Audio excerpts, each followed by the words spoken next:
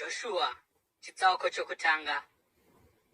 Zvino shure kwokufa kwaMozisi muranda waJehovha, Jehovha akataura naJoshua mwanakomana waNuni muranda waMozisi achiti, Mozisi muranda wangu afa. Zvino iwe navanhu ava chigadzirirai kuyambuka rwizi rweJorodhani mupinde munyika yandava kupa vana vaIsraeri. Ndakupai nzvimbo yose yose yamuchatsika netsoka dzenyu sezvandakavimbisa Mozisi.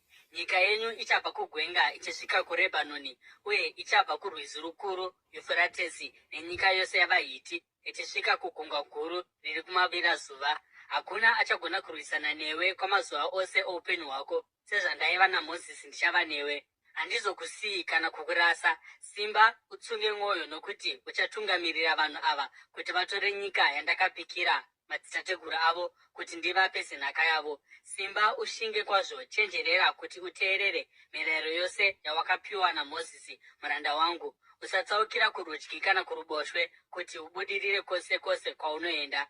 Bhuku iri romurayiro harifaniri kubva pamuromo wako. Fungisisa pamusoro paro usiku namasikati, kuti uchenjerere kuita zvose zvakanyorwa mariri, uye ipapo uchabudirira kwazvo. Handina kukurayira here? Simba utsunge mwoyo, usavhunduka, usaora mwoyo, nokuti Jehovha Mwari wako achava newe kwose kwaunoenda. Ipapo Joshua akarayira vatungamiri vavanhu achiti, pindai mumusasa mutaurire vanhu kuti, gadzirirai nguva yenyu mukati memazuva 3 muchayambuka Jorodhani urwu, kuti mupinde mutore nyika yamunopiwa naJehovha Mwari wenyu kuti ive yenyu. Uye Joshua akati kurudzi rwaRubheni norudzi rwaGadhi nokuhafu yorudzi rwaManase, rangarirai shoko ramakapiwa naMozisi muranda waJehovha achiti, Jehovha Mwari wenyu anokupai zororo uye akupai nyika iyi. Vakadzi venyu, vana venyu nezvipfuwo zvenyu zvichasara munyika yamakapiwa naMozisi kudivi rino reJorodhani. Asi varume venyu vose vehondo vakabata zvombo vanofanira kuyambukira mhiri mberi kwehama dzavo. Munofanira kubatsira hama dzenyu kusvikira Jehovha avapa zororo sezvaakakuitirai,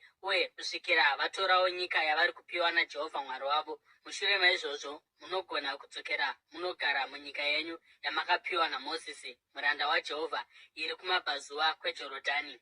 Ipapo vakapindura Joshua vachiti, chipi nechipi chamuchatirayira tichaita, uye kwose kwose kwamuchatituma tichaenda. Tichakuteererai zvizere sokuteerera kwatakaita Mozisi. Chete, Jehovha Mwari wenyu ngaave nemi sezvaaiva naMozisi. Ani naani achamukira shoko renyu uye asingateereri mashoko enyu kana chipi nechipi chamungavarayira achaurayiwa. Asi simbai mutsunge mwoyo.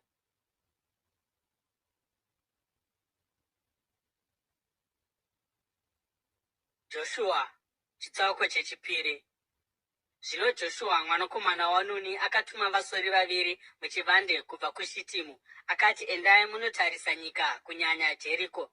Naizvozvo vakaenda vakandopinda mumba mechifeve chainzi Rahabhi vakagaramo. Zvino mambo weJeriko akaudzwa kuti, tarirai, kune vamwe vaIsraeri vauya muno manheru anhasi kuzosora nyika. Naizvozvo mambo weJeriko akatumira shoko kuna Rahabhi achiti, budisa varume vauya kwauri vakapinda mumba mako, nokuti vauya kuzosora nyika yose. Asi mukadzi uyu akanga atora varume vaviri vaya akavavanza iye, ndokuti, ichokwadi, varume ava vakauya kwandiri, asi handina kuziva kuti vakanga vabvepi. Zvino kwati zvarara yava nguva yokupfiga suo reguta, varume ava vakaenda. Handizivi kuti vakaenda vakanangepi. Vateverei nokukurumidza, pamwe mungangovabata. Asi iye akanga avatora ndokuvaisa pamusoro pemba ndokuvavanza mumashanga aakanga aunganidza pamusoro pemba. Naizvozvo varume vakasimuka votevera vasori nenzira yainanga kumazambuko eJorodhani, uye vaitevera vachangobuda suo rakabva rapfigwa. Vasori vasati varara, iye akakwira padenga remba ndokuti kwavari, ndinozviziva kuti Jehovha akupai nyika ino, uye kuti kutyiwa kwenyu kukuru kuri pamusoro pedu, zvokuti vose vanogara munyika muno vari kubvunda nokutya nokuda kwenyu. Takanzwa maomeserwo akaitwa mvura yeGungwa Dzvuku naJehovha nokuda kwenyu pamakabuda muIjipiti, uye zvamakaita kuna Sihoni naOgi, madzimambo maviri avaAmori kumabvazuva kweJorodhani, avo vamakaparadza zvachose. Patakazvinzwa, mwoyo yedu yakarukutika, uye hapana akasara nokutsunga maari nokuda kwenyu, nokuti Jehovha Mwari wenyu ndiMwari kumusoro kudenga napasi panyika. Zvino ndapota pikai kwandiri naJehovha kuti muchaitira mhuri yangu tsitsi, nokuti ini ndakuitiraiwo tsitsi. Ndipei chiratidzo chechokwadi chakasimba chokuti muchararamisa baba vangu namai vangu, hanzvadzi dzangu namadzikoma angu nemhuri dzavo dzose, uye kuti muchatiponesa kubva parufu. Ipapo varume ava vakamuvimbisa vachiti, isu ngatife pachinzvimbo chenyu. Kana ukasareva zvatiri kuita, tichakubata zvakanaka nokutendeka kuna Jehovha atipa nyika ino. Saka akavadzikisa pasi netambo napahwindo, nokuti imba yaigara yaiva mumasvingo eguta. Zvino akati kwavari, endai kumakomo kuitira kuti vateveri varege kukuwanai. Muvande ikoko kwamazuva 3 kusvikira vadzoka, muzoenda henyu nenzira yenyu. Varume vaya ndokuti kwaari, mhiko yawatipikisa iyi haizotisungi, kunze kwokuti patinopinda munyika uchange wasungirira tambo tsvuku iyi pahwindo rawatidzikisa naro, uye kunze kwokunge wapinza baba vako namai vako, hanzvadzi dzako nemhuri yako yose mumba mako. Ani naani anobuda mumba mako achienda panze, ropa rake richava pamusoro wake. Isu hatizova nemhosva, asi wose anenge ari mumba pamwe chete newe, ropa rake richava pamisoro yedu, kana pakangowana anomubata chete. Asi ukangoreva zvatiri kuita, tichasunungurwa pamhiko yawatipikisa. Iye akapindura akati, ngazviitwe sokutaura kwenyu. Naizvozvo akavati vaende ivo ndokuenda. Ipapo akabva asungirira tambo tsvuku pahwindo. Pavakabva vakaenda mumakomo vakagaramo kwamazuva 3 kusvikira vateveri vatsvaka nzira yose vakavashayiwa vakadzoka. Ipapo varume vaviri vaya vakatanga kudzokera, vakadzika kubva muzvikomo ndokuyambuka rwizi vakasvika kuna Joshua mwanakomana waNuni, vakamuudza zvose zvakanga zvaitika kwavari. Vakati kuna Joshua, zvirokwazvo Jehovha aisa nyika yose mumaoko edu, vanhu vose vari kugwagwadza nokutitya.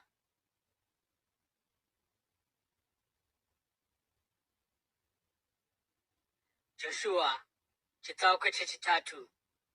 Mangwanani Joshua navaIsraeri vose vakasimuka kubva paShitimu vakaenda kuJorodhani, pavakavaka misasa vasati vayambukira mhiri. Shure kwamazuva 3 vatungamiri vavanhu vakapinda mumisasa vachirayira vanhu vachiti, pamunoona areka yesungano yaJehovha Mwari wenyu navaprista vaRevhi voitakura, munofanira kubva panzvimbo dzenyu moitevera. Ipapo muchaziva nzira yamunofanira kuenda nayo, nokuti hamusati mambofamba nenzira iyi, asi munofanira kusiya nzvimbo inosvika makubhiti zviuru 2 pakati penyu neareka. Regai kuswedera pedyo nayo. Zvino Joshua akati kuvanhu, zvinatsei, nokuti mangwana Jehovha achaita zvinhu zvinoshamisa pakati penyu. Joshua akati kuvaprista, simudzai areka yesungano mutungamirire vanhu. Naizvozvo vakaisimudza vakatungamirira vanhu. Zvino Jehovha akati kuna Joshua, nhasi ndichatanga kukusimudzira pamberi pavaIsraeri vose, kuitira kuti vazive kuti ndinewe sezvandaiva naMozisi. Taurira vaprista vanotakura areka yesungano kuti,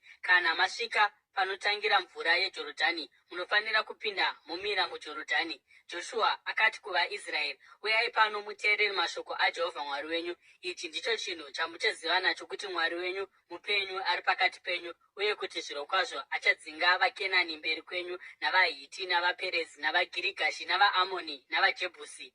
Tarirai, areka yesungano yaShe wenyika yose ichakutungamirirai pakuyambuka Jorodhani. Naizvozvo sarudzai varume 12 kubva kumarudzi avaIsraeri, mumwe chete kubva kurudzi rumwe norumwe. Uye vaprista vanotakura areka yaJehovha Ishe wenyika yose pavanongotsika netsoka dzavo muJorodhani, mvura yarwo inoerera ichibva kumusoro ichamira yoita murwi. Naizvozvo vanhu pavakasimuka kubva pamisasa kuti vayambuke Jorodhani, vaprista vakanga vakatakura areka yesungano vakavatungamirira.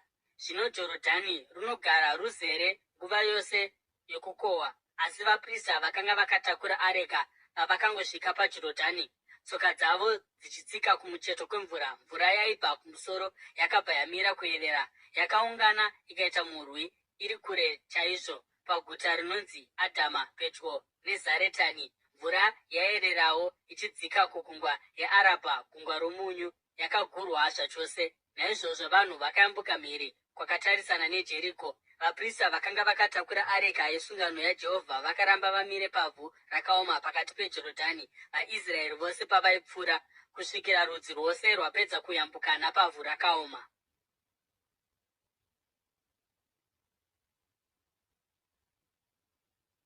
Joshua chitsauko chechina.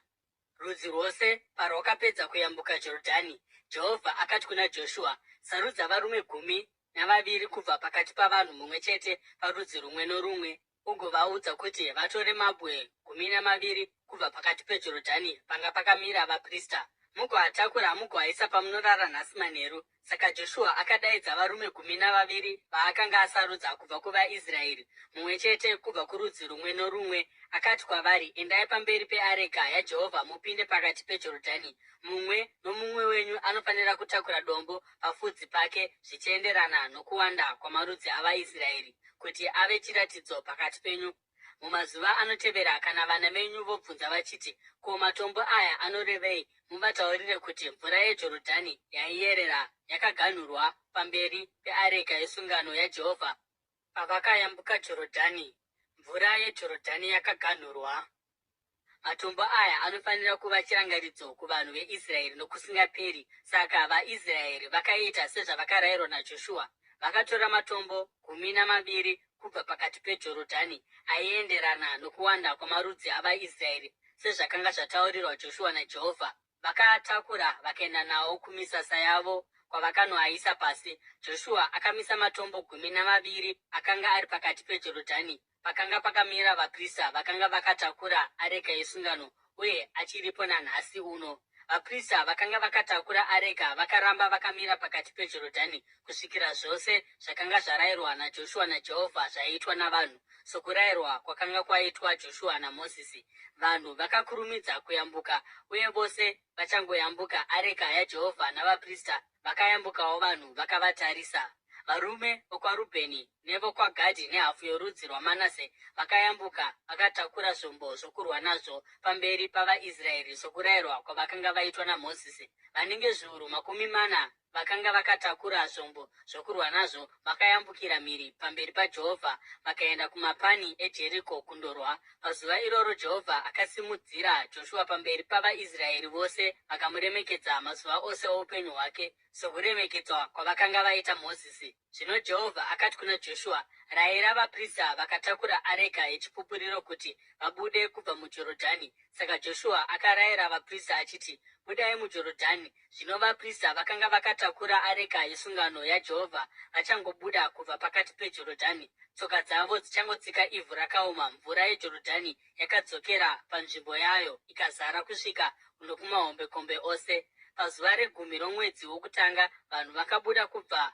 muJorodhani vakavaka misasa paGirigari pamuganhu wokumabvazuva eJeriko. Zvino Joshua akamisa matombo 12 paGirigari avakanga vatora kubva muJorodhani. Akati kuvaIsraeri, mumazuva anotevera kana vana venyu vobvunza madzibaba avo vachiti, ko matombo aya anorevei, muvataurire kuti Israeri yakayambuka Jorodhani pavhu rakaoma, nokuti Jehovha Mwari wenyu akaomesa Jorodhani pamberi penyu kusvikira mayambuka. Jehovha Mwari wenyu akaita kuJorodhani sezvaakaita kuGungwa Dzvuku paakariomesa pamberi pedu kusvikira tayambuka. Akaita izvi kuitira kuti ndudzi dzose dzapanyika dzizive kuti ruoko rwaJehovha rune simba, uye kuti vatye Jehovha Mwari wenyu nokusingaperi.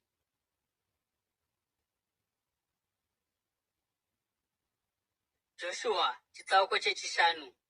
Zvino madzimambo ose avaAmoni aigara kumavirazuva eJorodhani namadzimambo ose avaKenani vaigara pedyo negungwa vakanzwa kuti Jehovha akanga aomesa Jorodhani pamberi pavaIsraeri kusvikira vayambuka. Mwoyo yavo yakarukutika vakasazova nokushinga nokuda kwavaIsraeri. Panguva iyoyo Jehovha akataura naJoshua akati, gadzira mapanga amatombo anopinza ugodzingisa vaIsraeri zvakare. Naizvozvo Joshua akagadzira mapanga amatombo akadzingisa vaIsraeri paGibhe Harurati, chikomo chezvikanda zvepamberi. Joshua akavadzingisa nokuda kwechikonzero ichi. Varume vose vakabuda muIjipiti, varume vezera rehondo, vakafira munzira mugwenga mushure mokubuda muIjipiti. Vanhu vose vakabuda vakanga vadzingiswa, asi vose vakaberekwa mugwenga vachibva kuIjipiti vakanga vasina. VaIsraeri vakanga vafamba mugwenga kwamakore 40 kusvikira varume vose vaiva vezera rehondo pavakabuda muIjipiti vafa, nokuti vakanga vasina kuteerera Jehovha, nokuti Jehovha akanga apika kwavari kuti havaizoona nyika iyo yaakanga avimbisa madzitateguru avo kuti achatipa, nyika inoyerera mukaka nouchi. Zvino akasimudza vanakomana vavo pachinzvimbo chavo, uye ivava ndivo vakanga vasati vadzingiswa naJoshua. Vakanga vasati vadzingiswa nokuti havana kunge vadzingiswa munzira. Shure kwokunge rudzi rwose rwadzingiswa, vakagara pavakanga vari pamisasa kusvikira vapora. Zvino Jehovha akati kuna Joshua, nhasi ndabvisa kuzvidzwa kweIjipiti pamuri. Saka nzvimbo iyoyo yakanzi Girigari kusvikira nanhasi. Madekwana ezuva re14 romwedzi, vaIsraeri vari pamisasa paGirigari pamapani eJeriko vakapemberera Pasika. Zuva raitevera shure kwePasika, musi wacho ichaiwo, vakadya zvimwe zvezvibereko zvenyika iyoyo, chingwa chisina mbiriso nezviyo zvakakangwa. Mana yakabva yaguma musi wakatevera shure kwokudya zvokudya zvenyika iyoyo. VaIsraeri havana kuzova nemanazve, asi vakadya zvibereko zvenyika yeKenani gore iroro. Zvino Joshua akati ava pedyo neJeriko, akasimudza meso ake akaona murume amire pamberi pake, akabata munondo wakavhomorwa muruoko rwake. Joshua akaenda kwaari akabvunza achiti, uri mumwe wedu here kana wavavengi vedu? Iye akapindura achiti, kwete, asi ndauya ini mukuru wehondo yaJehovha.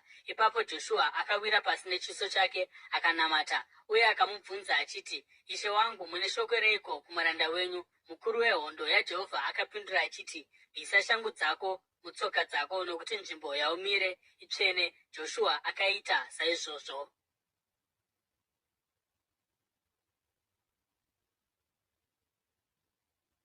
Joshua chitsauko chenhanhatu.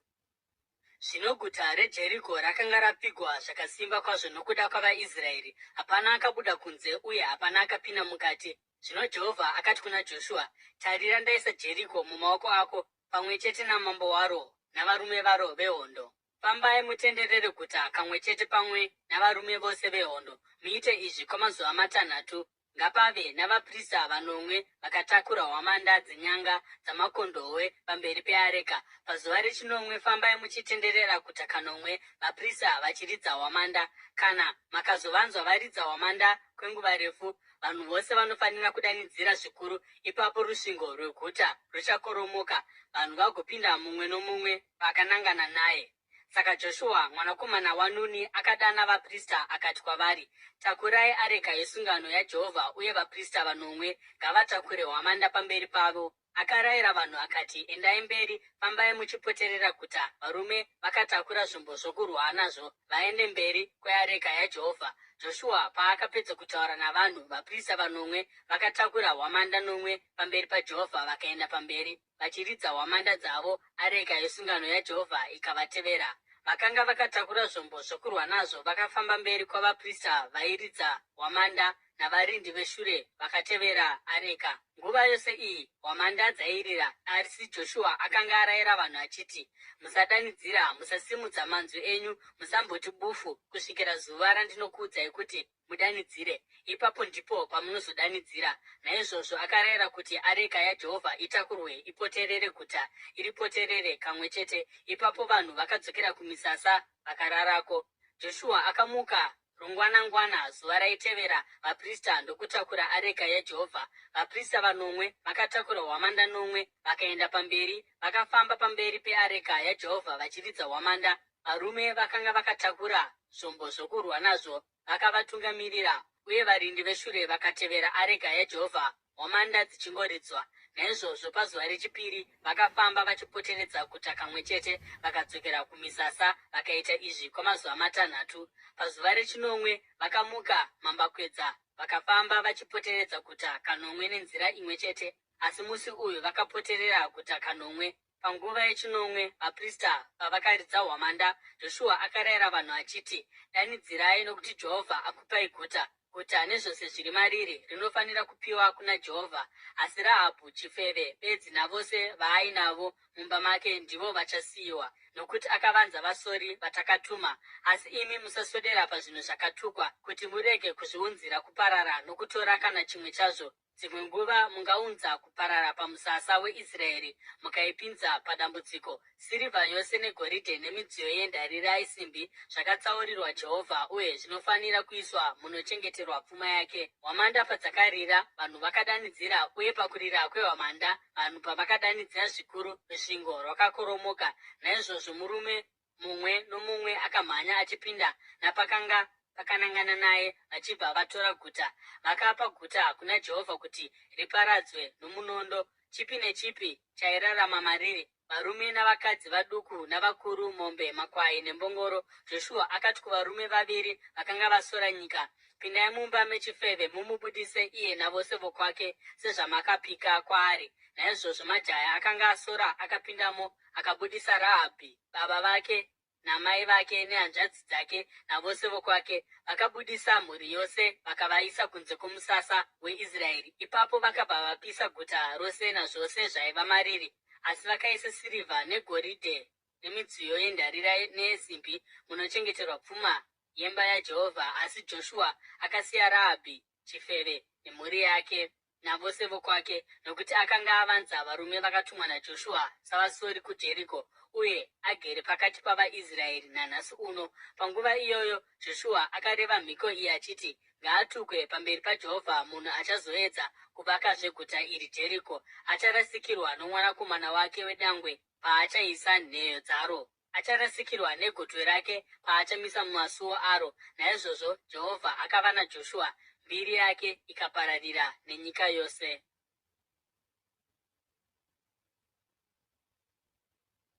Joshua chitsauko 9. Asi vaIsraeri vakaita zvisina kutendeka pamusoro pezvinhu zvakatukwa. Akani mwanakomana waKami, mwanakomana waZimiri, mwanakomana waZera worudzi rwaJudha, akatora zvimwe zvezvinhu zvakatukwa. Naizvozvo hasha dzaJehovha dzakamukira vaIsraeri. Zvino Joshua akatuma vanhu kubva kuJeriko kuenda kuAi iri pedyo neBheti Avheni kumabvazuva kweBheteri, akavaudza kuti endai munosora nzvimbo iyi. Naizvozvo varume vakaenda vakanosora Ai. Pavakadzoka kuna Joshua vakati, hazvifaniri kuti vanhu vose vaende kundorwa neAi. Tumirai varume zviuru 2 kana 3 kuti vaitore, mugorega kunetsa vanhu vose ava, nokuti ikoko kune vanhu vashomanana chete. Naizvozvo kwakaenda varume zviuru 3, asi vakamhanyiswa zvakaipisisa navarume veAi, avo vakauraya vaIsraeri 36 vavo. Vakavadzinganisa kubva pasuo reguta kusvikira kuShebharimu, vakavaurayira pamawere. Ipapo mwoyo yavanhu yakanyongodeka ikaita semvura. Zvino Joshua akabvarura nguo dzake akawira pasi nechiso chake pamberi peareka yaJehovha, akaramba aripo kusvikira madekwana. Vakuru vavaIsraeri vakaitawo saizvozvo, vakadira guruva pamisoro yavo. Zvino Joshua akati, haiwa Ishe Jehovha, makamboyambutsireiko vanhu ava Jorodhani kuti mutiise mumaoko avaAmori kuti vatiparadze? Dai takangogutsikana hedu takagara mhiri kweJorodhani. Haiwa Ishe, ndingatiiko zvino vaIsraeri zvavakundwa navavengi vavo? VaKenani navamwe vanhu vari munyika muno vachazvinzwa vagotikomberedza nokubvisa zita redu pano pasi. Zvino muchazoitei nezita renyu guru? Jehovha akati kuna Joshua, simuka, wawireiko pasi nechiso chako? VaIsraeri vatadza vadarika sungano yangu yandakavarayira kuti vaichengete. Vatora zvimwe zvezvinhu zvakatukwa, vaba, vanyepa, vazvivhenganisa nezvinhu zvavo. Ndokusaka vaIsraeri vasingagone kumisidzana navavengi vavo, vanofuratira vachitiza nokuti vava vanhu vakatukwa. Enda unonatsa vanhu, uvataurire kuti zvinatsei muchigadzirira zuva ramangwana, nokuti zvanzi naJehovha Mwari weIsraeri, chinhu chakatukwa chiri pakati penyu imi vaIsraeri. Hamungagoni kumisidzana navavengi venyu kusvikira machibvisa. Zvino mangwanani munofanira kuzviratidza rudzi norudzi. Rudzi ruchabatwa naJehovha runofanira kuuya pamberi, imba neimba. Imba ichabatwa naJehovha inofanira kuuya mberi, mhuri nemhuri. Mhuri ichabatwa naJehovha inofanira kuuya mberi, munhu nomunhu. Uyo achawanikwa ane zvinhu zvakatukwa achaparadzwa nomoto nazvose zvaanazvo. Akanganisa sungano yaJehovha uye aite chinhu chinonyadzisa muIsraeri. Mangwanani Joshua akati vaIsraeri vauye rudzi norudzi. Rudzi rwaJudha rukabatwa, dzimba dzokwaJudha dzakauya mberi, imba yavaZera ikabatwa. Akauyisa imba yavaZera nemhuri dzayo. Zimiri akabatwa, Joshua akauyisa mhuri yake, munhu nomunhu. Uye Akani mwanakomana waKami, mwanakomana waZimiri, mwanakomana waZera worudzi rwaJudha akabatwa. Ipapo akati kuna Akani, mwanakomana wangu, ipa mbiri kuna Jehovha Mwari waIsraeri, ureurure kwaari. Ndiudze kuti chii chawaita, usandivanzira. Akani akapindura achiti, ichokwadi, ndakatadzira Jehovha Mwari waIsraeri. Izvi ndizvo zvandakaita. Pandakaona pakati pezvakapambwa nguo yakanaka yokuBhabhironi mashekeri 200 esirivha negoridhe rairema mashekeri 50, ndakazvichiva ndikazvitora. Zvakavigwa pasi mutende, sirivha iri pasi pazvo.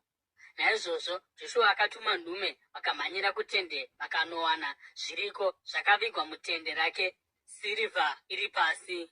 Vakazvibvisa mutende vakauya nazvo kuna Joshua nokuvaIsraeri vose, vakazviwadzira pamberi paJehovha. Ipapo Joshua pamwe chete navaIsraeri vose vakatora Akani mwanakomana waZera nesirivha nenguo negoridhe navanakomana navanasikana vake, mombe dzake namadhongi namakwai ake netende rake nezvose zvaaiva nazvo, vakaenda nazvo kumupata weAkori. Joshua akati, watipinzireiko mudambudziko iri? Jehovha achakupinza mudambudziko nhasi. Ipapo vaIsraeri vose vakamutema namatombo, uye shure kwokuvatema vose vakavapisa nomoto. Vakaunganidza murwi wamatombo mukuru pamusoro paAkani uchiripo nanhasi. Ipapo Jehovha akadzora kutsamwa kwake kukuru. Naizvozvo nzvimbo iyi yakanzi mupata weAkori kubvira ipapo.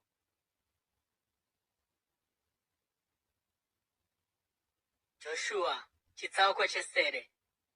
Zvino Jehovha akati kuna Joshua, usatya kana kuvhundutswa. Tora varwi vose uende unorwisa Ai, nokuti ndaisa mambo weAi navanhu vake neguta rake nenyika yake mumaoko ako. Munofanira kuita kuAi namambo waro sezvamakaita kuJeriko namambo waro, kunze kwokuti apa munofanira kuzvitakurira zvamunotapa zvavo nezvipfuwo, muise vangavandira guta necheseri kwavo. Naizvozvo Joshua akasimuka nehondo yose kuti andorwisa Ai. Akasarudza mhare dzokurwa dzinokwana zviuru 30, akavatuma usiku. Akavarayira achiti, nyatsoteererai, munofanira kuvandira guta necheseri, musaende kure naro. Mose munofanira kugara makagadzirira. Isu navanhu vose vandinavo tichafamba takananga guta. Zvino kana varume vakauya kuti vazorwa nesu sezvavakaita pakutanga, tichavatiza. Vachatidzinganisa kusvikira tavakwezvera kure neguta, nokuti vachati vari kutiza sezvavakamboita pakutanga. Naizvozvo kana tavatiza, imi munofanira kusimuka kubva pamunenge makavanda motora guta. Jehovha Mwari wenyu acharipa mumaoko enyu. Kana matora guta, ripisei nomoto. Muite zvamarayirwa naJehovha. Tarirai, ndakurayirai. Ipapo Joshua akavatuma vakaenda kunzvimbo yokundovandira. Vakagara pakati peBheteni neAi kumavirazuva kweAi. Asi Joshua akarara kuvanhu usiku ihwohwo. Mangwanani Joshua akaronga vanhu, uye iye navatungamiri veIsraeri vakafamba pamberi pavo vachienda kuAi. Hondo yose yaiva naye yakafamba vakaswedera pedyo neguta vakasvika nechemberi kwaro. Vakadzika musasa kumusoro kweAi, mupata uri pakati pavo neguta. Joshua akanga atora varume vangasvika 5,000 akavarayira kuti vavandire pakati peBheteri neAi kumavirazuva kweguta. Vakarayira varwi kuti vatore nzvimbo dzavo vose vaiva mumusasa nechokumusoro kweguta navakanga vakavandira kumavirazuva kwaro. Usiku ihwohwo Joshua akapinda mumupata. Zvino mambo weAi paakaona izvi, iye navarume vose veguta vakakurumidza kubuda mangwanani kuti vasangane navaIsraeri varwe panzvimbo yakanga yakatarisana neArabha, asi haana kuziva kuti akanga avandirwa seri kweguta. Joshua navaIsraeri vose vakavarega vachivadzingirira vachidzokera shure. Vakatiza vakananga kugwenga. Varume vose veAi vakadaidzwa kuti vavadzingirire, uye vakadzingirira Joshua vachibva vakwezvwa kubva kuguta. Hapana murume kana mumwe akasara muAi kana muBheteri asina kudzingirira vaIsraeri. Vakasiya guta rakashama vakadzingirira vaIsraeri. Ipapo Jehovha akati kuna Joshua, simudza pfumo rawakabata muruoko rwako urinongedzere kuAi, nokuti ndichaisa guta iroro muruoko rwako. Naizvozvo Joshua akanongedza pfumo rake kuAi. Akati achangoita izvi, varume vaiva vakavavandira vakasimuka kubva panzvimbo dzavo nokukurumidza vakamhanya vachienda mberi. Vakapinda muguta vakaripamba nokukurumidza kuritungidza nomoto. Varume veAi vakacheuka vakaona utsi hweguta huchikwira kudenga, asi vakashayiwapo kupunyuka napo kumativi ose, nokuti vaIsraeri vakanga vachitizira kugwenga vakatendeukira vaivatevera. Joshua navaIsraeri vose pavakaona kuti vavandiri vakanga vatora guta uye utsi hwakanga huchikwira kubva muguta, vakatendeuka vakarwisa varume veAi. Varume vakanga vakavandira vakabudawo muguta kuzorwa navo. Naizvozvo vakabva vaiswa pakati pavaIsraeri, vamwe nechokuno vamwe nechokoko. VaIsraeri vakavauraya zvokusasiya kana mumwe chete wavo ari mupenyu kana vakatiza. Asi vakatora mambo weAi ari mupenyu vakauya naye kuna Joshua. VaIsraeri pavakapedza kuuraya varume vose veAi nomunondo kusango nokurenje kwavakanga vavadzinganisira, uye mushure mokunge mumwe nomumwe wavo aurayiwa nomunondo, vose vakadzokera kuAi vakauraya vose vaivamo. Zuva iroro kwakafa varume navakadzi vaisvika zviuru 12 vanhu vose veAi, nokuti Joshua haana kudzosa ruoko rwake rwakanga rwakasimudza pfumo kusvikira aparadza vose vaigara muAi. Asi vaIsraeri vakazvitorera zvipfuwo nezvakapambwa muguta iri sezvakanga zvarayirwa Joshua naJehovha. Naizvozvo Joshua akapisa Ai akariita murwi rikava dongo kusvikira nanhasi. Akasungirira mambo weAi mumuti akamuisa kusvikira manheru zuva rodoka. Joshua akavarayira kuti vaturure chitunha chake mumuti vachikande pasi pasuo reguta. Vakaitawo murwi mukuru wamatombo uchiripo nanhasi. Zvino Joshua akavakira Jehovha Mwari waIsraeri aritari pagomo reEbhari, sezvakanga zvarayirwa vaIsraeri naMozisi muranda waJehovha.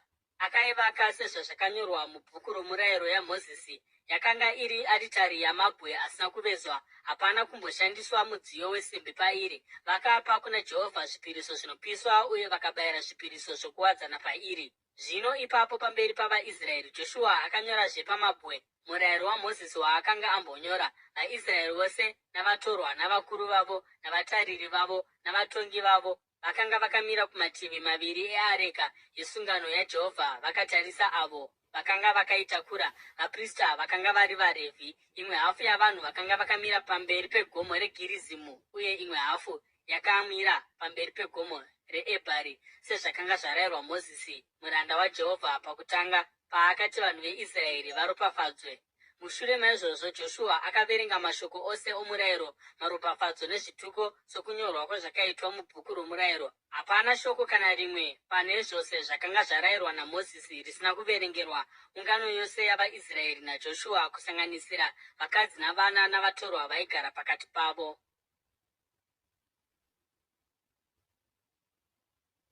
Joshua chitsauko chepfumbamwe. Zvino madzimambo ose aigara kumavirira kweJorodhani navaiva munyika yamakomo, mujinga mamakomo, kumadokero, mumahombekombe ose egungwa guru kusvikira kuRebhanoni, madzimambo avaHiti navaAmori navaKenani navaPerezi navaHivhi navaJebhusi vakanzwa nezvazvo. Vakaungana pamwe chete kuti varwisane naJoshua navaIsraeri. Asi vanhu veGibheoni pavakanzwa zvakanga zvaitwa Jeriko neAi naJoshua, vakafunga zano. Vakaenda senhume nembongoro dzavo dzakatakura masaga akasakara nehomwe dzewaini dzakasakara dzakatsemuka dzikazosonanidzwazve. Varume vakapfeka shangu dzakasakara, zvingwa zvese zvembuva yavo zvakanga zvakaoma nokuvhuvha. Ipapo vakaenda kuna Joshua mumusasa paGirigari ndokubva vati kwaari nokuvarume veIsraeri, tabva kunyika iri kure, zvino itai sungano nesu. Zvino varume veIsraeri vakati kuvaHivhi, asi zvichida munogara pedyo nesu, tikangoita sungano nemi sei? Ivo ndokuti kuna Joshua, tiri varanda venyu. Asi Joshua akavabvunza achiti, ndimi vanaani uye munobvepi? Ivo vakati kwaari, varanda venyu vabva kunyika iri kure kure nokuda kwomukurumbira waJehovha Mwari wenyu, nokuti takanzwa nezvake zvose zvaakaita muIjipiti uye nezvose zvaakaita kumadzimambo maviri avaAmoni kumabvazuva eJorodhani, nokuna Sihoni mambo weHeshibhoni naOgi mambo weBhashani aitonga muAshitaroti. Zvino vakuru vedu navagari vose vomunyika yedu vakati kwatiri, torai nguva yerwendo rwenyu muende munosangana navo muti kwavari, tiri varanda venyu, itai sungano nesu. Zvingwa zvedu izvi zvakanga zvichidziya patakazvitora mudzimba dzedu zuva ratakasimuka tichiuya kuno, asi zvino chionai kuoma nokuvhuvha kwazvaita, uye homwe dzewaini idzi dzaiva itsva patakadzizadza, asi chionai kubvaruka kwadzaita, uye mbatya dzedu neshangu dzedu dzakasakara nokuda kworwendo rurefu refu. Varume veIsraeri vakaravira mbuva yavo, asi havana kubvunza Jehovha. Ipapo Joshua akaita sungano yorugare navo kuti vavarege vari vapenyu, uye vakuru veungano vakaisimbisa nemhiko. Zvino mushure mamazuva matatu vaita sungano navaGibheoni, vaIsraeri vakanzwa kuti vakanga vari vavakidzani vagere pedyo navo. Naizvozvo vaIsraeri vakasimuka vakasvika mumaguta avo zuva rechitatu, aiti Gibheoni, Kefira, neBheroti neKiriati Jearimu. Asi vaIsraeri havana kuvarwisa, nokuti vakuru veungano vakanga vaita mhiko kwavari naJehovha, Mwari waIsraeri. Ungano yose yakapopotera vatungamiri, asi vatungamiri vose vakapindura vachiti, takapika kwavari naJehovha, Mwari waIsraeri. Zvino hatingagoni kuita chinhu kwavari. Izvi ndizvo zvatichaita kwavari: tichavarega vari vapenyu, kuitira kuti kutsamwa kwaMwari kurege kutiwira nokuda kwokuputsa mhiko yatakapika kwavari. Vakaenderera mberi vachiti, varegei vari vapenyu, asi ngavave vatemi vehuni navacheri vemvura veungano yose. Naizvozvo zvakanga zvarehwa navatungamiri zvakaitwa. Ipapo Joshua akadana vaGibheoni akati kwavari, sei makatinyengedza muchiti tinogara kure kure nemi, asi imi muchigara pedyo nesu? Naizvozvo mava vanhu vakatugwa, hamuchazofi makarega kuva vatemi vehuni navacheri vemvura veimba yaMwari wangu. Ivo vakapindura Joshua vachiti, varanda venyu vakanga vaudzwa pachena kuti Jehovha Mwari wenyu akanga arayira Mozisi muranda wake sei kuti akupei nyika yose nokuparadza vose vageremo pamberi penyu. Naizvozvo taityira upenyu hwedu nokuda kwenyu. Zvino ndicho chikonzero takaita izvi. Zvino tava mumaoko enyu. Itai kwatiri chero zvamunoona zvakanaka uye zvakarurama. Naizvozvo Joshua akavaponesa kubva kuvaIsraeri, ivo vakasavauraya. Zuva iroro Joshua akaita vaGibheoni vatemi vehuni navacheri vemvura yeungano yearitari yaJehovha panzvimbo yaizosarudza naJehovha, uye ndizvo zvavari kusvikira nhasi.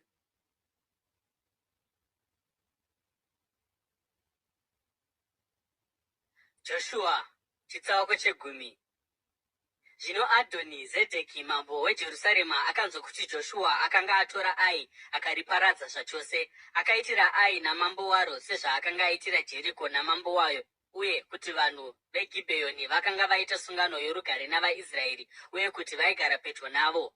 Iye navanhu vake vakavhundutswa kwazvo nazvo, nokuti Gibheoni rakanga riri guta guru, rakaita serimwe ramaguta oumambo. Rakanga riri guru kupfuura Ai, uye varume varo vose vaiva mhare pakurwa. Naizvozvo Adhoni Zedheki mambo weJerusarema akatuma nhume kuna Hohani mambo weHebhuroni, nokuna Piramu mambo weJarumuti, nokuna Jafia mambo weRakishi, nokuna Dhebhiri mambo weEgironi. Akati, uyai kuno mundibatsire kurwisa Gibheoni, nokuti vakaita sungano yorugare naJoshua navaIsraeri. Ipapo madzimambo mashanu avaAmori, madzimambo eJerusarema neHebhuroni neJarumuti neRakishi neEgironi, vakaunganidza varwi vavo, vakaenda nehondo dzavo dzose, vakavaka musasa pamberi peGibheoni vakairwisa. Zvino vaGibheoni vakatuma nhume kuna Joshua kumusasa waiva paGirigari vachiti, musasiya henyu varanda venyu, uyai kuno kwatiri nokukurumidza muzotiponesa. Tibatsirei, nokuti madzimambo ose avaAmori vanogara munyika yamakomo vaungana kuti vatirwise.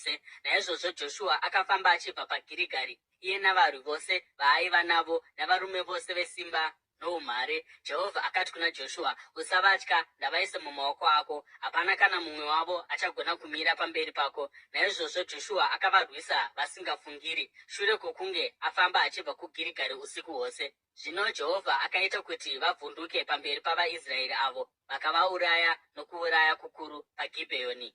Vakavadzingirira nenzira inoenda kuBheti Horoni, vakavaparadza kusvikira kuAzeka nokuMakedha. Pavaitiza pamberi pavaIsraeri nenzira yaidzika kubva kuBheti Horoni ichienda kuAzeka, Jehovha akakanda pamusoro pavo matombo makuru akanga achibva kudenga. Vazhinji vavo vakafa nechimvuramabwe kupfuura avo vakaurayiwa neminondo yavaIsraeri. Pazuva iro Jehovha akapa vaAmori kuvaIsraeri. Joshua akati kuna Jehovha pamberi pavaIsraeri, iwe zuva, mira pamusoro peGibheoni, iwe mwedzi pamusoro pemupata weAijaroni.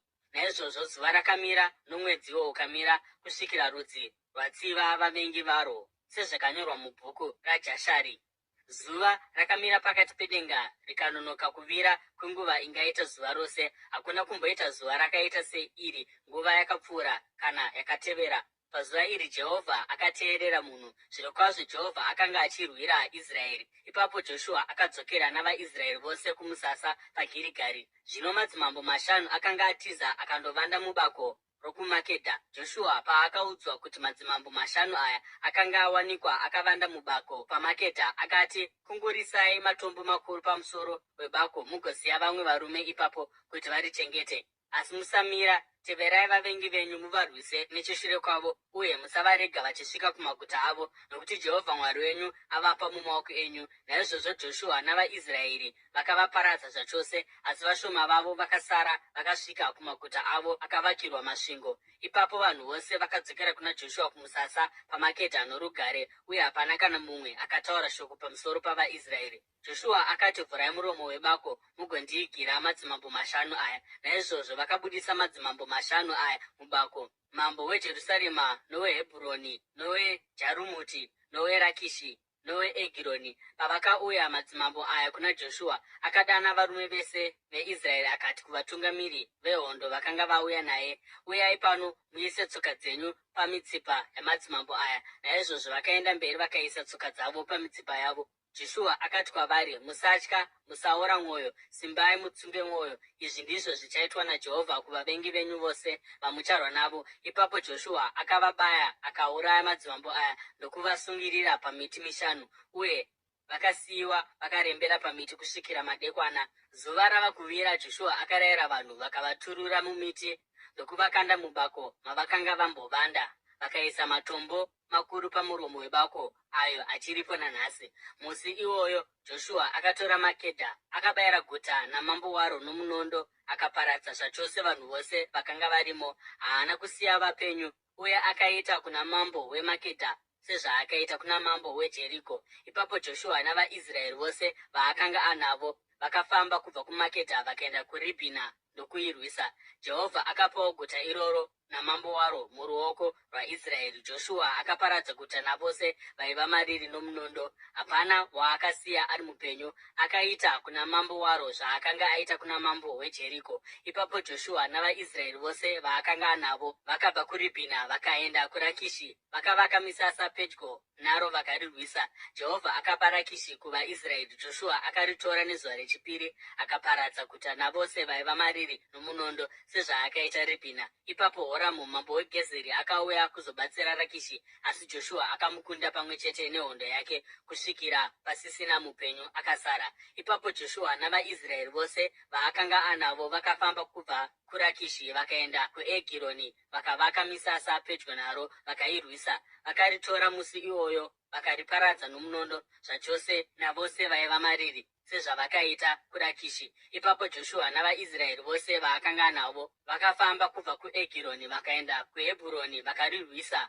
Vakatora guta vakariparadza nomunondo pamwe chete namambo waro namaguta aro navanhu vose vaiva mariri. Hapana wavakasiya ari mupenyu. Vakariparadza zvachose navanhu vose vaiva mariri sezvavakaita kuEgironi. Ipapo Joshua navaIsraeri vose vaakanga navo vakadzokera kuDhebhiri vakarirwisa. Vakatora guta namambo waro nemisha yaro vakazviparadza nomunondo. Vakaparadza zvachose vose vaivamo, hapana wavakasiya ari mupenyu. Vakaita kuDhebhiri nokuna mambo waro sezvavakanga vaita kuRibhina nokuna mambo waro uye nokuHebhuroni. Naizvozvo Joshua akaparadza nharaunda yose zvichisanganisira nyika yamakomo neNegevhi neyemujinga mezvikomo zvokumavirira nemitenusirwa yamakomo pamwe chete namadzimambo acho ose. Hapana waakasiya ari mupenyu. Akaparadza zvachose vose vaifema sezvakanga zvarayirwa naJehovha Mwari waIsraeri. Joshua akavaparadza kubva kuKadheshi Bharine kusvikira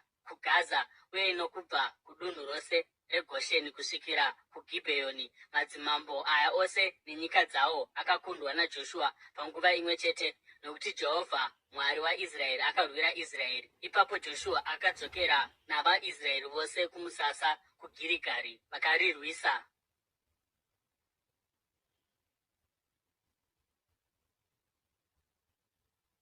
Joshua chitsauko 11.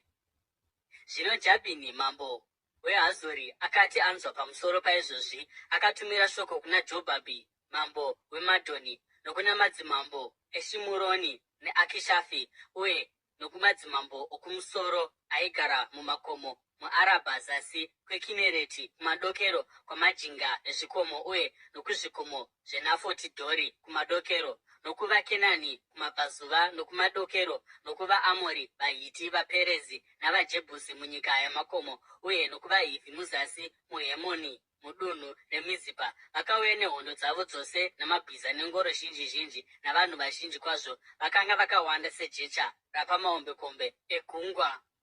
Madzimambo ose aya vakaungana vakavaka musasa pamwe chete pamvura yeMeromi kuti vazorwa navaIsraeri. Jehovha akati kuna Joshua, usavatya, nokuti mangwana nguva ino ndichavaisa vose vakatofa mumaoko avaIsraeri. Munofanira kutema marunda amakumbo amabhiza avo nokupisa ngoro dzavo. Naizvozvo Joshua nehondo yake vakavavinga pakarepo pamvura yeMeroni vakavarwisa. Uye Jehovha akavaisa mumaoko avaIsraeri. Vakavakunda vakavadzinganisa kusvikira kuguta reSidhoni nokuMisirefoti Maimi nokumupata weMizipa kumabvazuva, kusvikira pasisina mupenyu akasara. Joshua akaita kwavari zvakanga zvarayirwa naJehovha. Akatema marunda amabhiza akapisa ngoro dzavo. Panguva iyoyo Joshua akadzokera akatora Hazori ndokuuraya mambo waro. Hazori waiva muzinda woumambo hwose uhu. Vakauraya nomunondo munhu wose aivamo, vakavaparadza zvachose, vakasasiya chipi nechipi chaifema,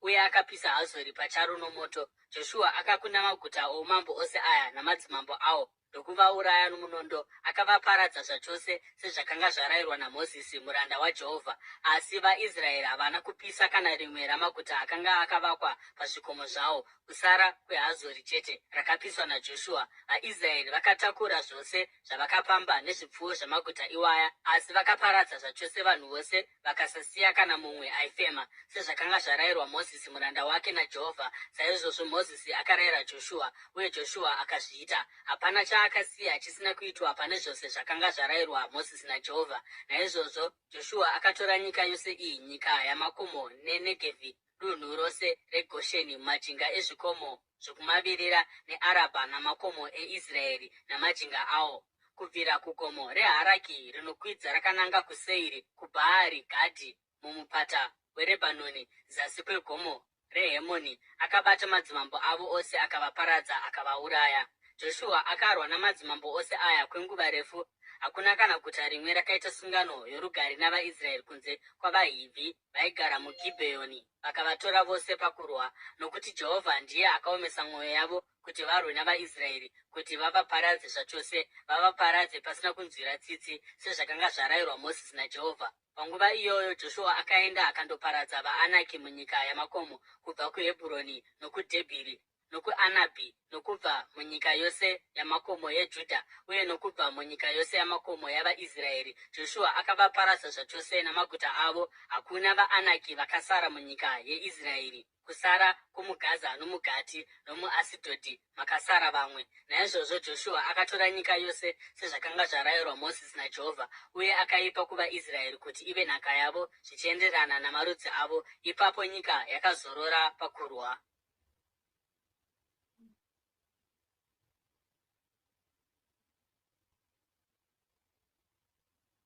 Joshua chitsauko chegumi nembiri.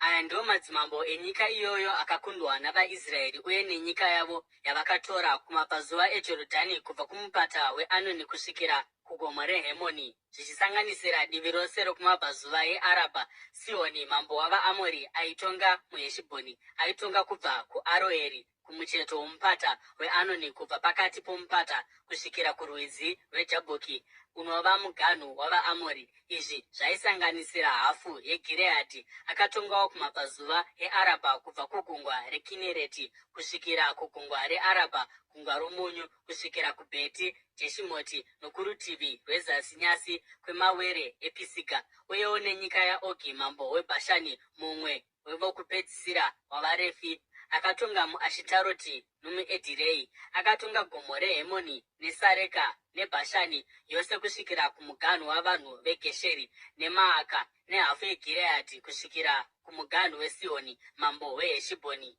Mozisi muranda waJehovha navaIsraeri vakavakunda, uye Mozisi muranda waJehovha akapa nyika yavo kurudzi rwaRubheni norudzi rwaGadhi nehafu yorudzi rwaManase kuti ive nhaka yavo. Aya ndiwo madzimambo enyika iyoyo akakundwa naJoshua navaIsraeri kurutivi rwokumavirazuva eJorodhani, kubva paBhaari Gadhi mumupata weRebhanoni kusvikira kugomo reHaraki rinokwidza richienda kuSeiri, nyika dzavo Joshua akadzipa kumarudzi avaIsraeri kuti ive nhaka yavo zvichienderana namarudzi avo, nyika yamakomo mujinga mamakomo kwakadziva kumavirazuva, Arabha, mawere amakomo, Gwenga neNegevhi, inova nyika yavaHiti, vaAmori, vaKenani, vaPerezi, vaHivhi navaJebhusi. Mambo weJeriko mumwe chete namambo weAi pedyo neBheteri mumwe chete, mambo weJerusarema mumwe chete, mambo weHebhuroni mumwe chete, mambo weJaramuti mumwe chete, mambo weRakishi mumwe chete, mambo weEgironi mumwe chete, mambo weGezeri mumwe chete, mambo weDhebhiri mumwe chete,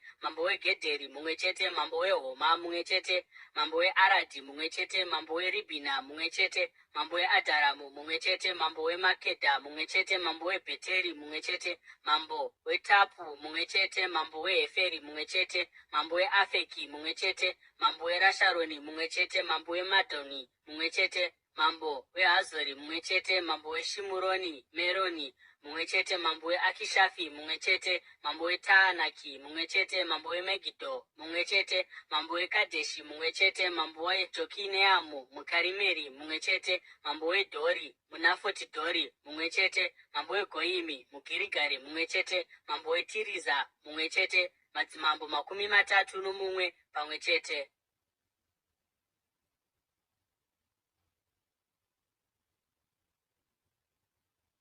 Joshua chitsauko chegumi netatu. Joshua akati akwegura ava namakore mazhinji kwazvo, Jehovha akati kwaari, wakwegura kwazvo uye kuchine nzvimbo zhinji dzinofanira kutorwa. Iyi ndiyo nyika yasara, nyika dzose dzavaFiristia navaGeshuri, kubva kurwizi rweShihori kumabvazuva kweIjipiti kusvikira kudunhu reEkironi nechokumusoro, iyo yose yainzi ndeyavaKenani. Matunhu amadzishe 5 avaFiristia muGaza, Ashidhodhi, Ashikeroni, Gati neEkironi yavaAvhiti. Kubva zasi nyika yose yavaKenani, kubva kuAra yevaSidhoni kusvikira kuAfeki, nyika yavaAmori nenyika yavaGebhari uye neRebhanoni yose kumabvazuva, kubva paBhaari Gadhi muzasi megomo reHemoni kusvikira paRebho Hamati, kana vari vanhu vose vanogara munyika dzamakomo, kubva kuRebhanoni kusvika kuMisirefoti Maimi, zvichireva vaSidhoni vose. Ini pachangu ndichavadzinga pamberi pavana vaIsraeri. Unofanira kugovera nyika iyi kuvana vaIsraeri kuti ive nhaka yavo sezvandakurayira,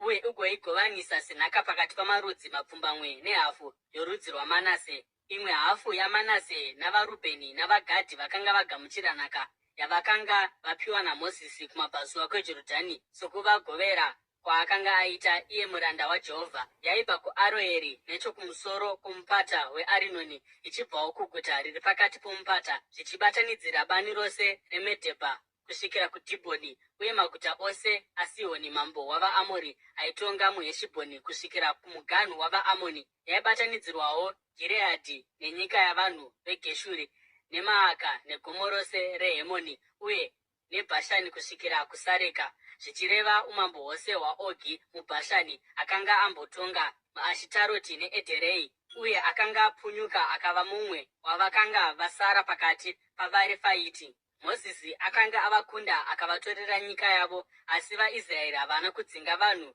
veGeshuri neMaaka. Naizvozvo vagere pakati pavaIsraeri kusvikira nhasi. Asi kurudzi rwaRevhi haana kupa nhaka, sezvo zvipiriso zvaiitwa nomoto kuna Jehovha Mwari waIsraeri zviri izvo nhaka yavo sezvaakavavimbisa. Iyi ndiyo nhaka yakanga yapiwa rudzi rwaRubheni naMozisi, mhuri nemhuri, nyika yose kubva kuAroeri nechokumucheto kwomupata waArinoni, uye kubva muguta pakati pomupata bani rose kupfuura Medhebha kusvikira kuHeshibhoni namaguta ose ari mubani, kusanganisa Dhibhoni, Bhamoti Bhaari, Bheti Bhaari Meoni, Jahazi, Kedhemoti, Mefaati, Kiriataimi, Sibhina, Zereti Shahari pachikomo chiri pamupata, Bheti Peori nemitenusirwa yePisiga neBheti Jeshimoti, anova maguta ebani noushe hwose hwaSihoni mambo wavaAmori, uyo aitonga paHeshibhoni. Mozisi akanga amukunda pamwe chete namadzishe eMidhiani vaiti Evhi, Rekemu, Zuri, Huri naRebha, machinda aibatsirana naSihoni akanga agere munyika iyoyo. kuchiverengwa navaya vakanga vaurayiwa muhondo. VaIsraeri vakanga vauraya nomunondo Bharamu mwanakomana waBheori, uyo aiita zvokuvuka muganhu wavaRubheni wakanga uri mahombekombe erwizi rweJorodhani. Maguta aya nemisha yawo ndiwo aiva nhaka yavaRubheni mhuri nemhuri. Izvi ndizvo zvakapiwa rudzi rwavaGadhi naMozisi mhuri nemhuri: nyika yeJazeri namaguta ose eGireadhi, nehafu yenyika yavaAmoni kusvikira kuAroeri pedyo neRabha, nokubva kuHeshibhoni kusvikira kuRamati Mizipa neBhetonimu, uye kubva kuMabhanaimu kusvika kunyika yeDhebhiri, nomumupata Bheti Haramu, Bheti Nimura, Sukoti neZafoni, noumwe ushe hwakanga hwasara hwaSihoni mambo weHeshibhoni kumabvazuva kweJorodhani, nenyika inosvika panogumira gungwa reKinereti. Maguta aya nemisha yawo akanga ari nhaka yavaGadhi mhuri nemhuri. Izvi ndizvo zvakanga zvapiwa hafu yorudzi rwaManase naMozisi,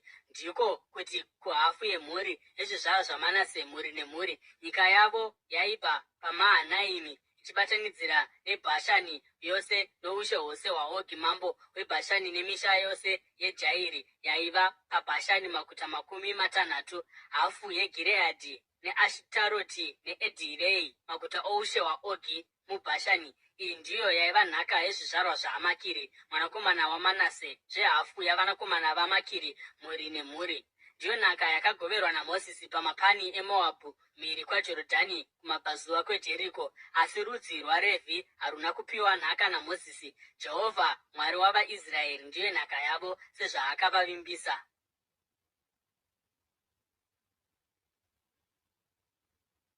Joshua chitsauko 14.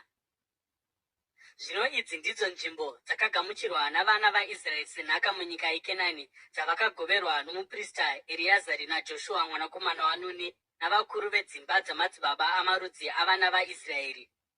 Nhaka yavo yakagoverwa nemijenya kumarudzi mapfumbamwe nehafu yamarudzi, sezvakanga zvarayirwa naJehovha kuna Mozisi. Mozisi akanga apa marudzi 2 ane hafu nhaka yawo kumabvazuva kweJorodhani, asi vaRevhi haana kuvapa nhaka pakati pavo, nokuti vana vaJosefa vakanga vapa marudzi 2, rwaManase norwaEfuremu.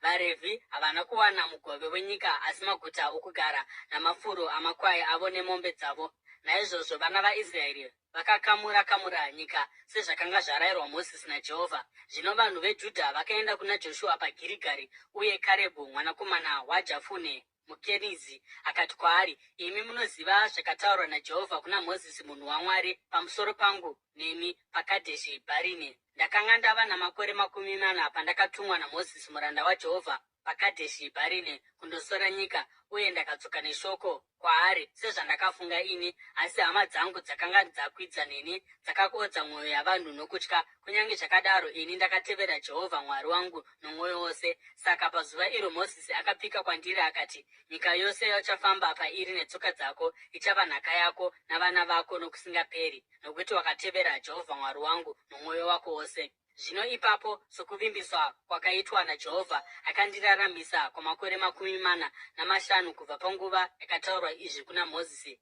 VaIsraeri pavaidzungaira murenje, naizvozvo nhasi ndiri pano, ndava namakore 75. Ndichakangosimba nanhasi, sezvandakanga ndakaita musi wandakatumwa naMozisi, ndichine simba guru rokuti ndinokwanisa kuenda kundorwa, sezvandakanga ndakaita kare. Zvino chindipa nyika iyo yamakomo yandakavimbiswa naJehovha musi iwoyo. Iwe pachako wakanzwa kare kuti vaAnaki vakanga varipo, uye kuti maguta avo akanga ari makuru uye akakomberedzwa, asi Jehovha achindibatsira ndichavadzinga sezvaakataura. Ipapo Joshua akaropafadza Karebhu mwanakomana waJafune akamupa Hebhuroni senhaka yake. Naizvozvo Hebhuroni yakava nhaka yaKarebhu mwanakomana waJefune muKenizi kubvira ipapo, nokuti akatevera Jehovha Mwari waIsraeri nomwoyo wake wose. Hebhuroni yaimbonzi Kiriati Abha ichibva pana Abha akanga ano mukurumbira pakati pavaAnaki vose. Ipapo nyika yakazorora pakurwa hondo.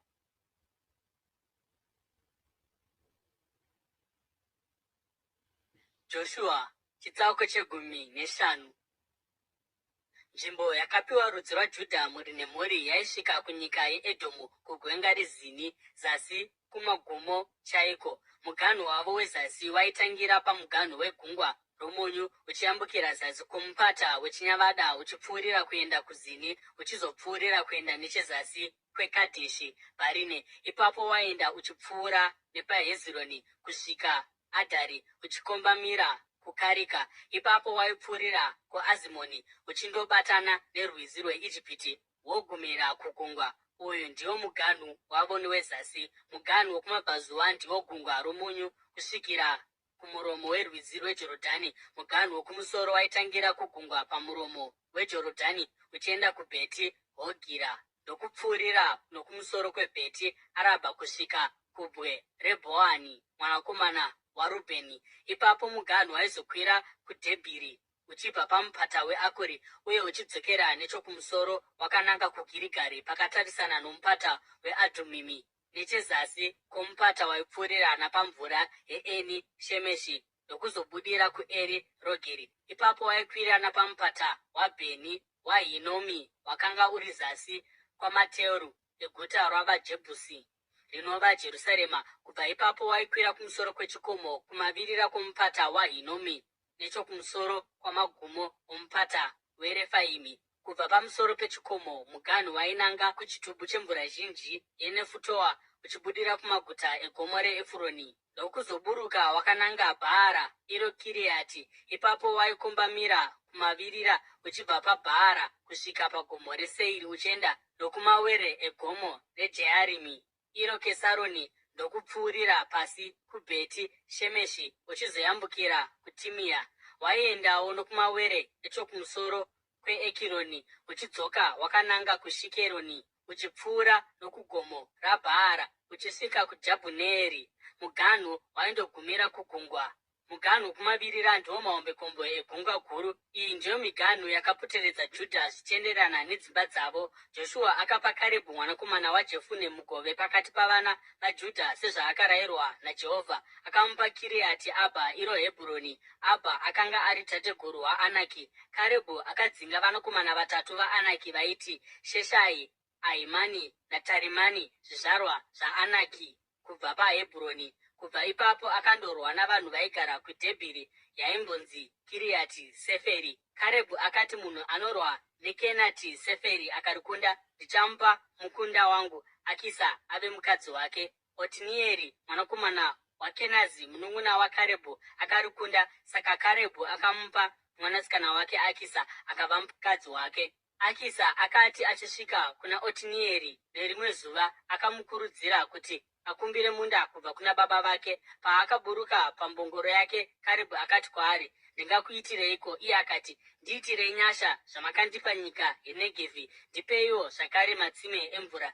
Naizvozvo Karebhu akamupa matsime okumusoro neezasi. Iyi ndiyo nhaka yorudzi rwaJudha mhuri nemhuri. Maguta ezasi zasi erudzi rwaJudha kuNegevhi kwakanangana nomuganhu weEdhomu aiva Kabhizeeri, Edheri, Jaguri, Kina, Dhimona, Adhadha, Kedheshi, Hazori, Itinani, Zifi, Terimi, Bearoti, Hazori, Hadhata, Kerioti, Hezironi iro Hazori, Amami, Shema, Moradha, Hazari Gadha, Heshimoni, Betipereti, Hazari Shuari, Beerishebha, Bizeotia, Baara, Riimi, Ezemi, Eritoradhi, Kesiri, Hurima, Zikiragi, Madhimama, Sanisana, Rebhaoti, Shirimi, Aini, Rimoni, maguta anokwana 20 pamwe chete nemisha yawo. Mujinga mamakomo okumavirira maiva neEshitaori, Zora neAshina, Zanoa, Eni, Ganimi, Tapua, Enami,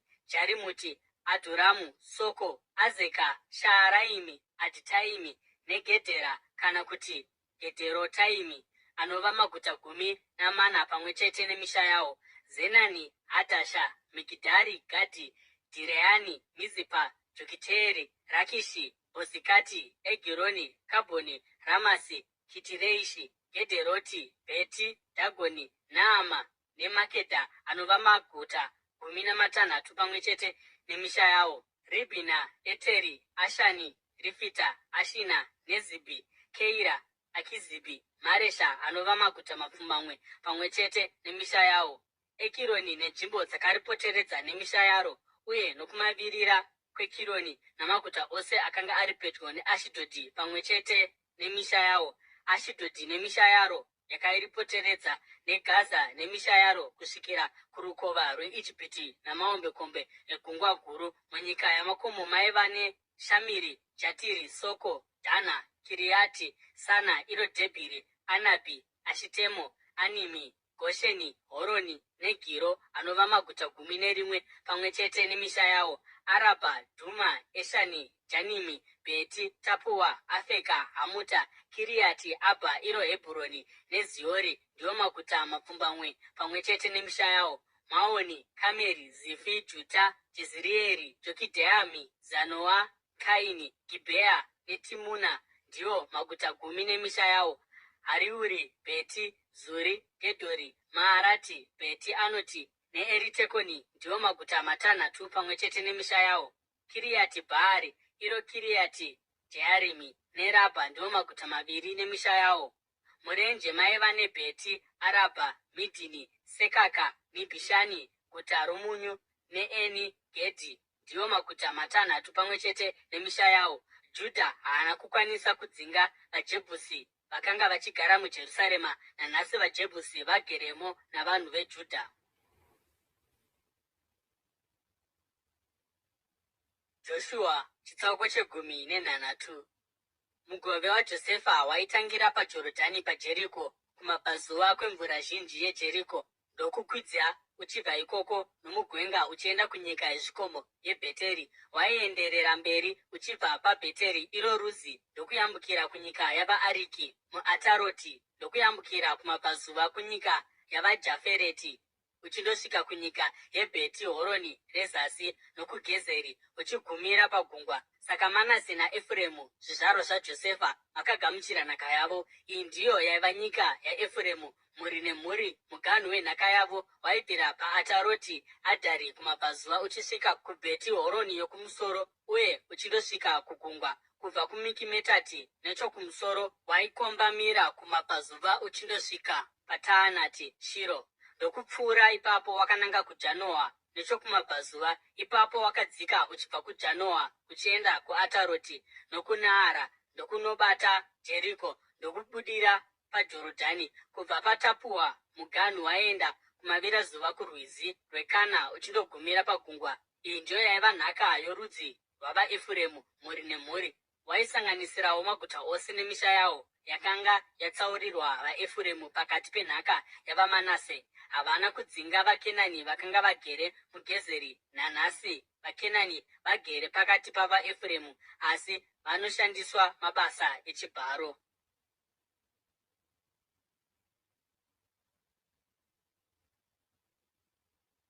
Joshua chitsauko 10:9. Uyu ndiwo mugove worudzi rwaManase sedangwe raJosefa, ndiko kuti mugove waMakiri dangwe raManase. Makiri ndiye akanga ari tateguru wavaGireadhi, uye akanga apiwa Gireadhi neBhashani nokuti vaMakiri vakanga vari varwi vakuru. Saka mugove uyu wakanga uri wavanhu vakasara vaManase, dzimba dzaAbhiezeri, Hereki, Asirieri, Shekemu, Hefa naShemidha. Izvi ndizvo zvimwe zvizvarwa zvechirume zvaManase mwanakomana waJosefa nedzimba dzavo. Zvino Zerofeadhi mwanakomana waHeferi mwanakomana waGireadhi mwanakomana waMakiri mwanakomana waManase akanga asina vanakomana asi vanasikana chete. Mazita avo aiti Mara, Noa, Hogira, Mirika naTizira. Ivo vakaenda kuna Ereazari muprista nokuna Joshua mwanakomana waNuni nokuvatungamiri, vakandoti, Jehovha akarayira Mozisi kuti atipe nhaka pakati pehama dzedu. Naizvozvo Joshua akavapa nhaka pamwe chete navanun'una vababa vavo sezvakanga zvarayirwa naJehovha. Mugove waManase waisanganisira matunhu 10 tisingaverengeri Gireadhi neBhashani dzaiva kumabvazuva kweJorodhani, nokuti vanasikana vorudzi rwaManase vakapiwa nhaka pakati pavanakomana. Nyika yeGireadhi yakanga iri yezvimwe zvizvarwa zvose zvaManase. Nyika yaManase yaitangira kuAsheri ichindosvika kuMikimetati kumabvazuva kweshekemu. Muganhu wainanga nechezasi uchibva ikoko, uye waisanganisira vanhu vakanga vagere muEni Tapua. Nyika yeTapua yakanga iri yaManase, asi guta reTapua pacharo raiva pamuganhu waManase rakanga riri ravaEfuremu. Zvino muganhu waipfuurira zasi kurwizi rweKana. Kwakanga kuna maguta aiva aEfuremu akanga ari pakati pamaguta aManase, asi muganhu waManase wakanga uri nechokumusoro kworwizi uchindogumira pagungwa. Nechezasi nyika iyi yakanga iri yaEfuremu, uye kurutivi rwokumusoro yakanga iri yaManase. Nyika yaManase yaisvika kugungwa uye yaiganhurana naAsheri nechokumusoro uye naIsakari kumabvazuva. Mukati meIsakari neAsheri, Manase akanga ainewo Bheti Shani, Ibhireami navanhu veDhori, Enidhori, Tanaki neMegidho, pamwe chete nemisha yakapoteredza yechitatu iNafoti. Asi vana vaManase havana kugona kugara mumaguta aya, nokuti vaKenani vakashinga kugara munyika iyoyo. Kunyange zvakadaro hazvo, vaIsraeri vakati vava nesimba vakaisa vaKenani pasi pavo ndokuvashandisa chibharo, asi havana kuvadzinga zvachose. Vanhu vaJosefa vakati kuna Joshua, "Makatipireiko mugove mumwe chete nechikamu chimwe chete kuti ive nhaka yedu? Tiri vanhu vazhinji uye Jehovha akatiropafadza zvikuru." Joshua akapindura achiti, "Kana muri vanhu vazhinji uye kana nyika yezvikomo yeEfuremu iri diki chaizvo kwamuri, endai kudondo munozvitemera panzvimbo ikoko kunyika yavaPerizi neyavaRefaiti." Vanhu vaJosefa vakati, "Nyika yamakomo haitikwaniri, uye vaKenani vose vanogara mubani vane ngoro dzesimbi, ivo vose vari muBheti Shani nemisha yaro pamwe chete navari mumupata weJezireeri." Asi Joshua akati kuimba yaJosefa, imba yaEfuremu naManase, "Imi muri vanhu vazhinji uye mune simba guru, hamungave nemugove mumwe chete, asi nyika yamakomo ichava yenyu, nokuti kunyange riri dondo muchafanira kuritema rigova renyu kusvikira kwarinoperera, nokuti munofanira kudzinga vaKenani, kunyange vane ngoro dzesimbi uye vane simba."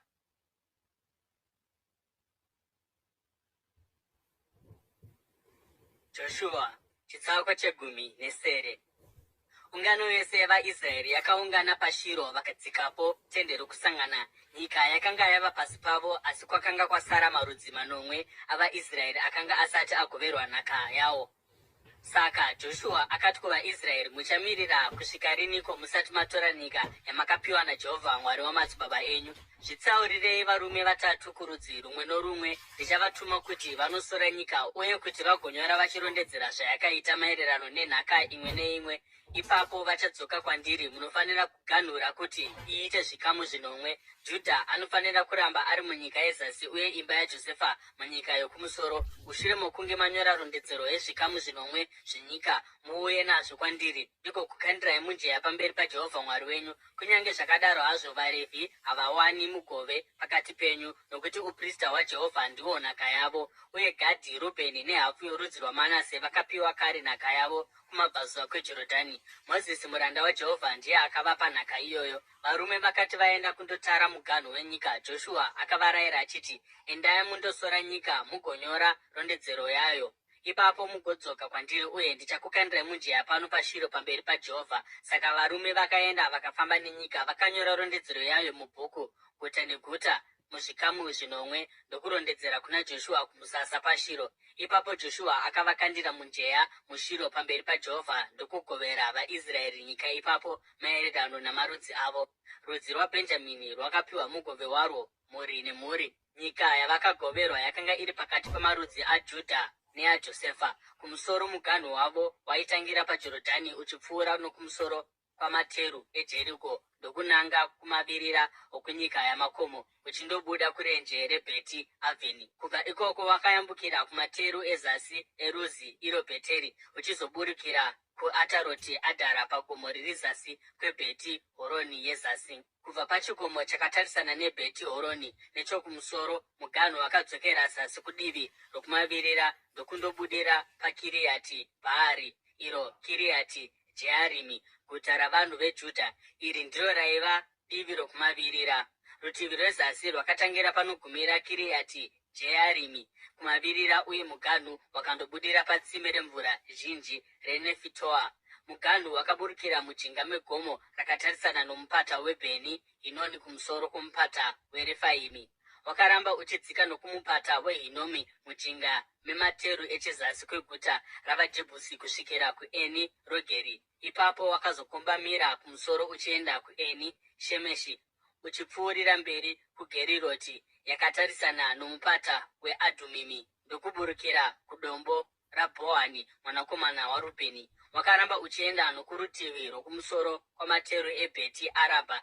Ipapo wakananga nechokumusoro kwamateru eBheti Hogira ndokubudira kumusoro kwegungwa romunyu pamuromo weJorodhani nechezasi. Uyu ndiwo wakanga uri muganhu wezasi. Jorodhani ndirwo rwakanga rwuri muganhu kumabvazuva. Iyi ndiyo yakanga iri miganhu yairatidza nhaka yemhuri dzaBhenjamini kumativi ose. Rudzi rwaBhenjamini, mhuri nemhuri, rwakanga runa maguta anotevera anoti Jeriko, Bheti Hogira, Emeki Kezisi, Bheti Arabha, Zamaraini, Bheteri, Avhimi, Para, Ofira, Kefari, Amoni, Ofini neGebha, maguta 12 pamwe chete nemisha yawo.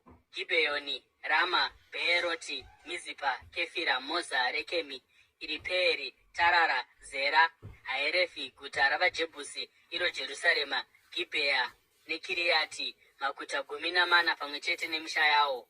Iyi ndiyo yakanga iri nhaka yemhuri dzaBhenjamini.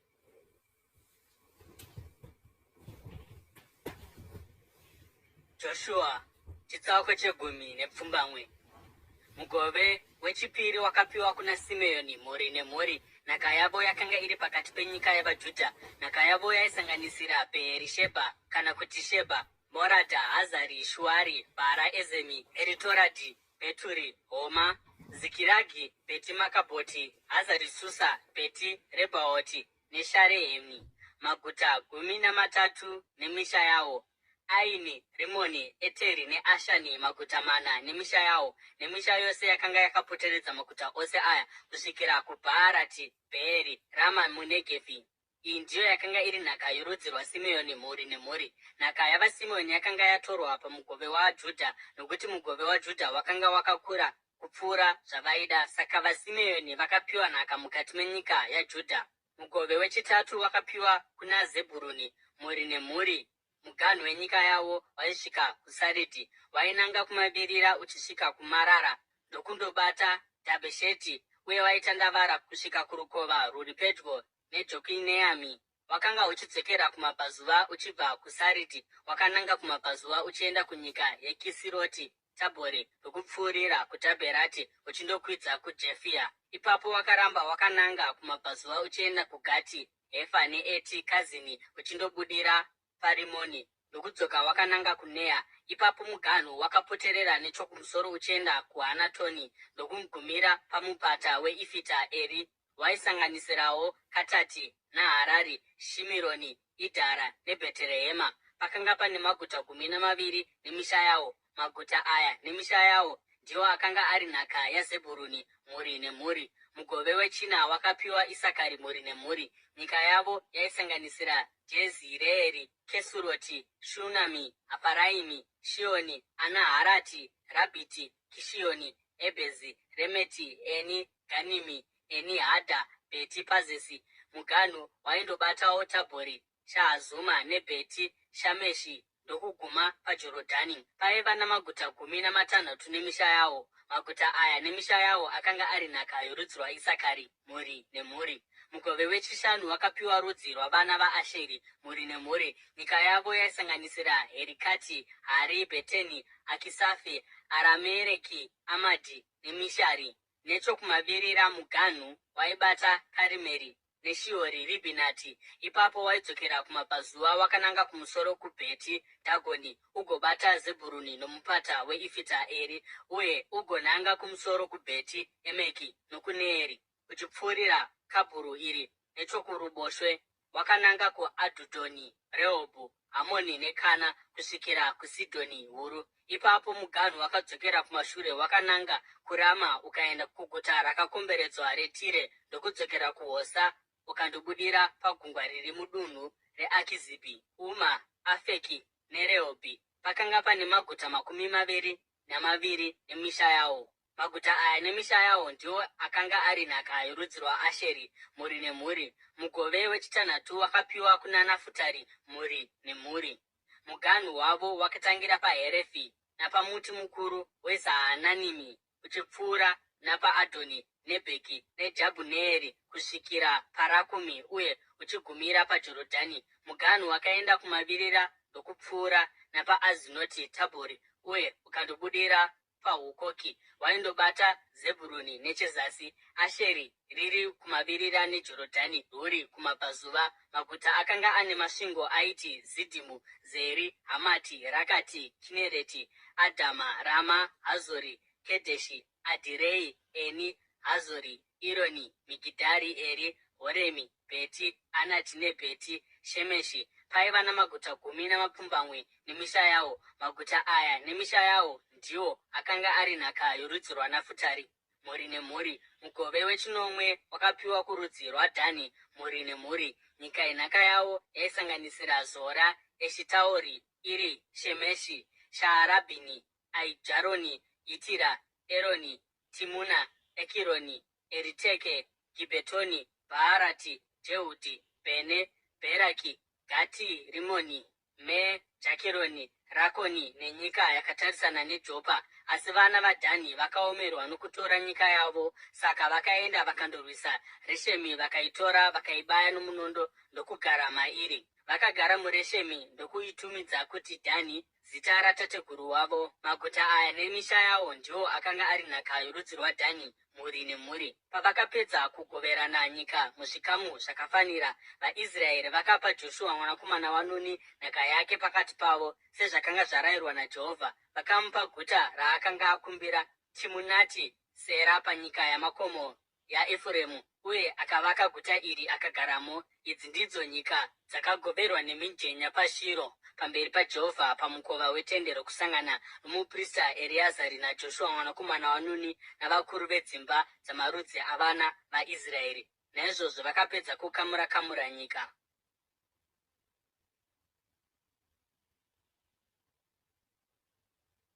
Joshua chitsauko che20.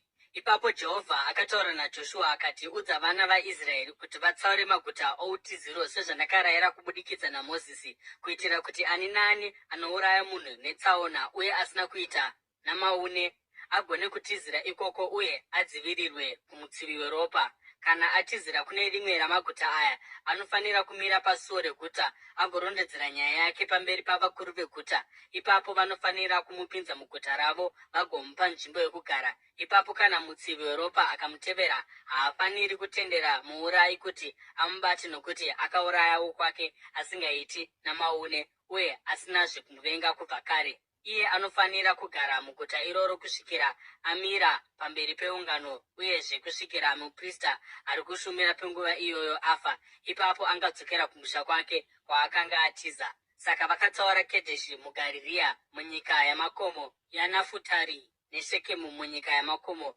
yaEfuremu, neKiriati Abhia, iyo Hebhuroni munyika yamakomo yaJudha kurutivi rwokumabvazuva kweJorodhani reJeriko. Vakatsaura Bhezeri pamatunhu akakwirira omugwenga rokurudzi rwaGadhi neGorani muBhashani murudzi rwaManase. MuIsraeri upi zvake kana mutorwa aigona kutizira hake kumaguta akatsaurwa uye aisazourayiwa nomutsivi weropa asati ambomiswa pamberi peungano.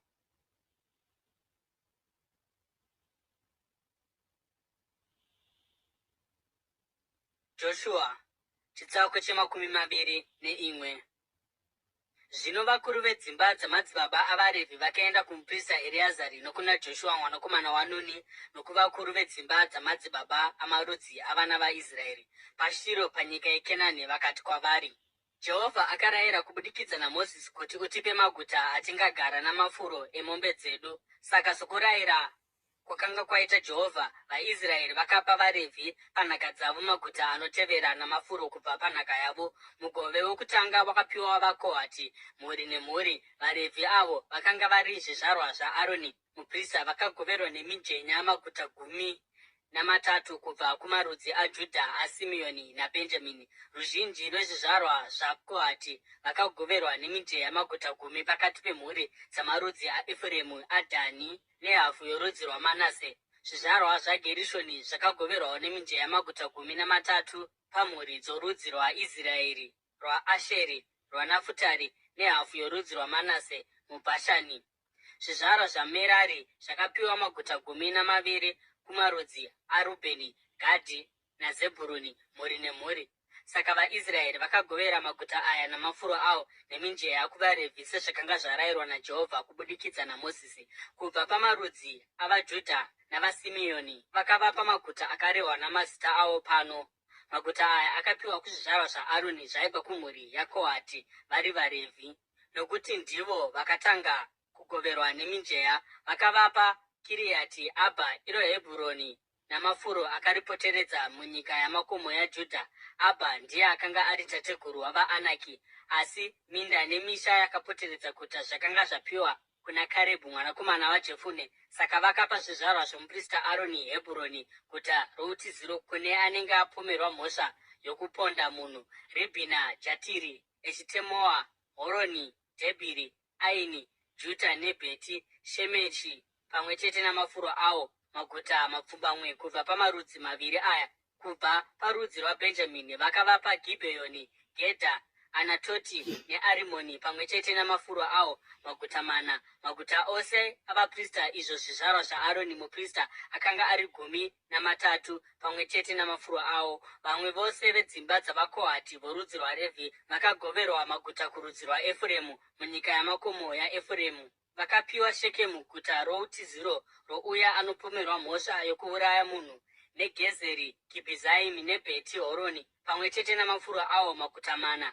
Uyewo kubva parudzi rwaDhani vakapiwazve Eriteki, Gibheoni, Aijaroni neGati Rimoni, pamwe chete namafuro awo, maguta mana. Pakati kuhafu yorudzi rwaManase vakapiwa Taanaki neGati Rimoni, pamwe chete namafuro awo, maguta maviri. Maguta ose aya ari 10 pamwe chete namafuro awo akapiwa kuna vakasara vedzimba dzaKohati, dzimba dzavaRevhi dzokwaGerishoni dzakapiwa kubva kuhafu yorudzi rwaManase. Gorani muBhashani, guta routiziro rouya anenge apomerwa mhosva, neBhe Eshitara, pamwe chete namafuro awo, maguta maviri. Kubva kurudzi rwaIsakari, Kishioni, Dhabherati, Jarimuti neEni Ganimi, pamwe chete namafuro awo, maguta mana. Kubva kurudzi rwaAsheri, Mishari, Abhudhoni, Herikati neRehobhi, pamwe chete namafuro awo, maguta mana. Kubva kurudzi rwaNafutari, Kedheshi muGarirea, guta routiziro rouya anenge apomerwa mhosva yokuponda munhu, Hamoti, Dhori neKaritani, pamwe chete namafuro awo, maguta 3. Maguta ose emhuri dzavaGerishoni akanga ari 13 pamwe chete namafuro awo. Dzimba dzavaMerari vakasara vaRevhi vakapiwa kubva kurudzi rwaZebhuruni, Jokineami, Katira, Dhimina neNaharari, pamwe chete namafuro awo, maguta mana. Kubva kurudzi rwaRubheni, Bhezeri, Jahazi, Kedhemoti neMefaati, pamwe chete namafuro awo, maguta mana. Kubva kurudzi rwaGadhi, Ramoti muGireadhi, guta routiziro rouya anenge apomerwa mhosva yokuuraya munhu, Heshibhoni neJazeri, pamwe chete namafuro awo, maguta mana. Pamwe chete maguta ose akanga agoverwa dzimba dzavaMerari, avo vakanga vari vaRevhi vakasara akanga ari 12. Maguta avaRevhi munyika yaiva yavaIsraeri aiva 40 pamwe chete namafuro awo. Rimwe nerimwe ramaguta aya rakanga rakapoteredzwa namafuro. Ndizvo zvakanga zvakaita maguta ose aya. Saka Jehovha akapa vaIsraeri nyika yose yaakanga apika kuti achapa madzitateguru avo, ikava yavo, vakagara mairi. Jehovha akavapa zororo kumativi ose sezvaakanga apikira madzitateguru avo. Hapana kana muvengi wavo mumwe chete akamira pamberi pavo. Jehovha akaisa vavengi vavo vose mumaoko mavo. Hakuna kana chinhu chimwe chete zvacho chezvinhu zvakanaka zvakanga zvavimbiswa naJehovha kuimba yaIsraeri chakakona. Zvose zvakazadziswa.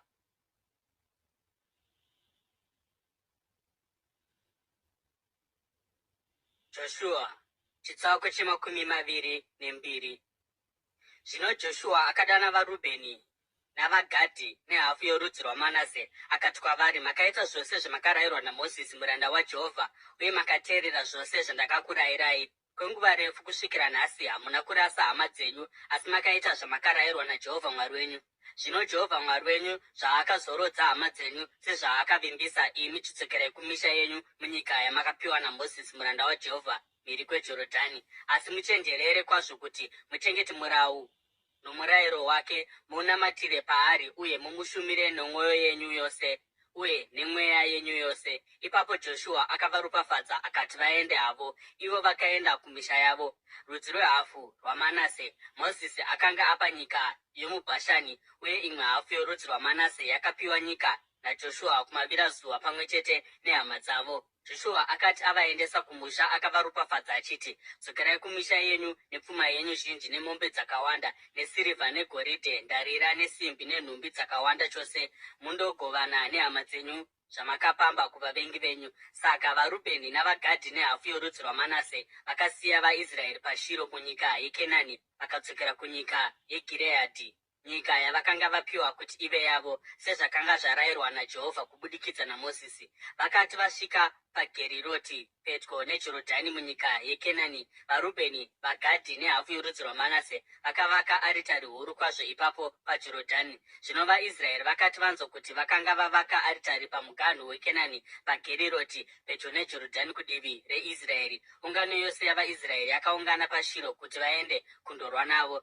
Naizvozvo vaIsraeri vakatuma Finehasi mwanakomana womuprista Ereazari kunyika yeGireadhi kuna Rubheni naGani nokuhafu yorudzi rwaManase. Akatumwa iye pamwe chete navakuru vamachinda 10 mumwe chete, akamirira rudzi rumwe chete rwavaIsraeri, mumwe nomumwe wavo ari mukuru weimba pakati pamarudzi aIsraeri. Vakati vaenda kuGireadhi kuna Rubheni, Gadhi nehafu yorudzi rwaManase, vakati kwavari, ungano yose yaJehovha inoti, makarasirei kutenda muna Mwari waIsraeri sezvizvi? Mungadzokera shure seiko muchibva kuna Jehovha mukazvivakira aritari muchimumukira zvino? Ko, chivi chepaPeori chakanga chisina kutiringana here? Kusvikira pazuva ranhasi hatina kuzvichenesa pachivi ichocho, kunyange zvazvo hasha dzakawira ungano yaJehovha. Ko, zvino mava kutsauka kubva pana Jehovha here? Kana mukamukira Jehovha nhasi, mangwana achatsamwira ungano yose yavaIsraeri. Kana nyika yamunayo yakasvibiswa, yambukirai kuno kunyika yaJehovha, kwakamira tabhenakeri yaJehovha,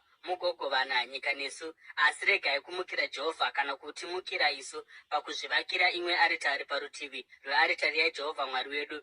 Akani mwanakomana waZera paakadarika nokusatenda pachinhu chakatsaurwa naJehovha, kutsamwa hakuna kuwira ungano yose yaIsraeri, asi iye oga akafira chivi chake. Ipapo Rubheni, Gadhi nehafu yorudzi rwaManase vakapindura vakuru vedzimba dzaIsraeri vakati, iye oga wamasimba Mwari Jehovha, iye oga wamasimba Mwari Jehovha anoziva, uye Israeri ngaizive. Kana izvi kwanga kuri kumukira kana kusateerera Jehovha, musatiponesa nhasi. Kana takazvivakira aritari yedu kuti tifuratire Jehovha, uye kuti tipe zvipiriso zvinopiswa nezvipiriso zvezviyo, kana kuti tibayire zvibayiro zvokuwadzana pamusoro payo, Jehovha pachake ngaatitonge. Kwete, takazviita tichitya kuti rimwe zuva zvizvarwa zvenyu zvichazoti kuzvizvarwa zvedu, mune chii chokuita naJehovha Mwari waIsraeri? Jehovha akaita kuti Jorodhani uve muganhu pakati pedu nemi, imi vaRubheni navaGadhi hamuna mugove muna Jehovha. Saka zvizvarwa zvenyu zvingangokonzera kuti zvizvarwa zvedu zvirege kutya Jehovha. Ndokusaka takati, ngatizvigadzirirei tivake aritari, asi isiri yezvipiriso zvinopiswa kana yezvibayiro, asi kuti ive chapupu pakati pedu nemi uye napakati pezvizvarwa zvedu zvinotevera, kuti tichanamata Jehovha panzvimbo yake tsvene nezvipiriso zvedu zvinopiswa nezvibayiro uye nezvipiriso zvokuwadzana.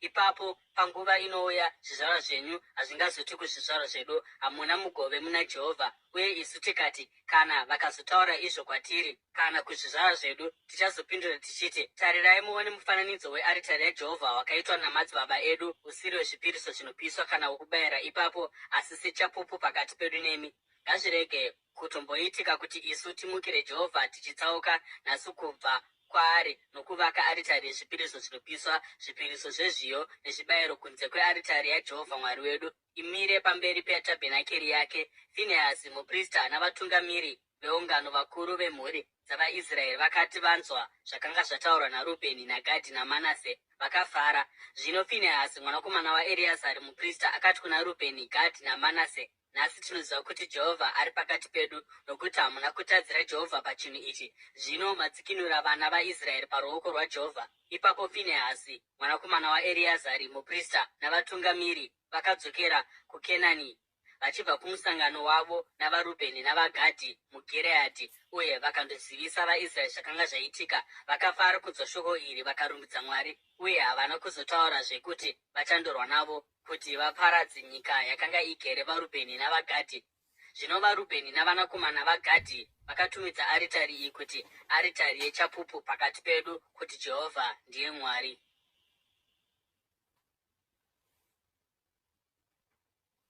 Joshua chitsauko che23. Zvino mazuva mazhinji akati apfuura, uye Jehovha akanga azorodza vaIsraeri pavavengi vavo vose vakanga vakavapoteredza. Joshua akanga akwegura kwazvo, ava namakore mazhinji panguva iyoyo. Akadana vaIsraeri vose, vakuru vavo navatungamiri vavo, vatongi vavo navatariri vavo, akati kwavari, ndakwegura uye ndava namakore mazhinji. Imi pachenyu makaona zvose zvakaitwa naJehovha Mwari wenyu kunyika idzi dzose nokuda kwenyu. NdiJehovha Mwari wenyu akakurwirai. Rangarirai kuti ndakakugoverai kuti ive nhaka yamarudzi enyu, nyika yose yendudzi dzakasara, ndudzi dzandakakunda pakati peJorodhani negungwa guru kumavirazuva. Jehovha Mwari pachake achavadzinga pamberi penyu, achavabvisa pamberi penyu, uye imi muchatora nyika yavo ive yenyu, sezvamakavimbiswa naJehovha Mwari wenyu. Simbai kwazvo muchenjerere kuti muteerere zvose zvakanyorwa mubhuku romurayiro waMozisi, musingatsaukiri kurudyi kana kuruboshwe. Musafambidzana nendudzi dzakasara pakati penyu, kana kudana kumazita avamwari vavo, kana kupika navo. Hamufaniri kuvashumira kana kuvapfugamira, asi namatirai pana Jehovha Mwari wenyu sezvamakaita kusvikira nhasi. Jehovha akadzinga pamberi penyu ndudzi huru dzaive nesimba, asi kana muri imi, hakuna munhu akagona kumira pamberi penyu kusvikira nhasi. Munhu mumwe chete kwamuri achadzinga vanhu vane chiuru, nokuti Jehovha Mwari wenyu ndiye anokurwirai sezvaakavimbisa. Saka chenjererai kuti mude Jehovha Mwari wenyu. Asi kana mukangodzokera mukandobatana navakasara vendudzi idzi dzigere pakati penyu, uye kana mukawanana navo mukafambidzana navo, ipapo zvirokwazvo Jehovha Mwari wenyu haangazodzingi ndudzi pamberi penyu, asi vachava musungo neriva kwamuri, netyava kumisana yenyu neminzwa pameso enyu, kusvikira mapera panyika ino yakanaka yamakapiwa naJehovha Mwari wenyu. Zvino ini ndava kuenda nenzira yenyika yose. Imi munoziva mumwoyo yenyu yose nomumweya yenyu yose kuti hapana chinhu chimwe pazvose zvakanaka zvakavimbiswa naJehovha Mwari wenyu chakakona. Asi sezvo zvakanaka zvose zvakavimbiswa naJehovha Mwari wenyu zvakaitika saizvozvo, Jehovha achauyisa pamusoro penyu zvakaipa zvose zvaakareva, kusvikira akuparadzai panyika iyi yakanaka yaakakupai. Kana mukaputsa sungano yaJehovha Mwari wenyu yaakakurayirai, mukandoshumira vamwe vamwari uye mukavapfugamira, kutsamwa kwaJehovha kuchakumukirai, mukakurumidza kuparara panyika yakanaka yaakakupai.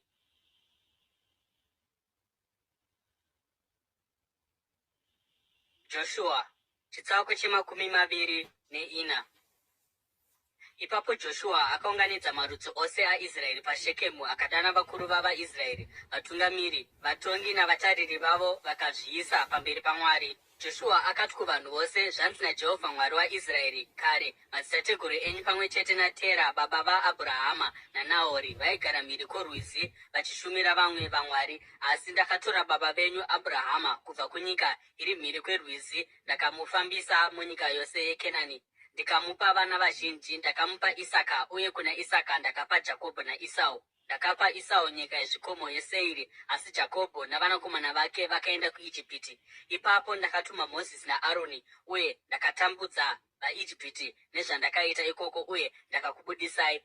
Pandakabudisa madzibaba enyu muIjipiti, vakasvika pagungwa, vaIjipita vakavatevera vaine ngoro navatasvi vamabhiza kusvikira pagungwa dzvuku. Asi ivo vakachema kuna Jehovha, akaisa rima pakati penyu navaIjipita, akauyisa gungwa pamusoro pavo rikavafukidza. Makaona nameso enyu chaiwo zvandakaita kuvaIjipita. Ipapo makagara murenje kwenguva refu. Ndakauya nemi kunyika yavaAmori vaigara kumabvazuva kweJorodhani, vakakurwisai, asi ndakavaisa mumaoko enyu. Ndakavaparadza pamberi penyu, imi mukatora nyika yavo. Zvino Bharaki mwanakomana waZipori, mambo weMoabhu, akati agadzirira kundorwa naIsraeri, akatuma nhume kundodana Bharamu mwanakomana waBheori kuti akutukei. Asi ini ndakaramba kunzwa Bharamu, naizvozvo akaramba achingokuropafadzai, imi ndikakurwirai paruoko rwake. Ipapo makayambuka Jorodhani mukasvika paJeriko. Vanhu veJeriko vakarwa nemi, sezvakaitawo vaAmori, vaPerezi, vaKenani, vaHiti, vaGirigashi, vaHivhi navaJebhusi. Asi ndakavaisa mumaoko enyu. Ndakatuma Mago pamberi penyu, ivo akavadzinga pamberi penyu, uyewo namadzimambo maviri avaAmori hamuna kuzviita nomunondo wenyu kana nouta hwenyu. Saka ndakakupai nyika yamusina kushandira namaguta amusina kuvaka, uye mugere maari, uye munodya zvinobva muminda yemizambiringa nemiorivhi yamusina kusima.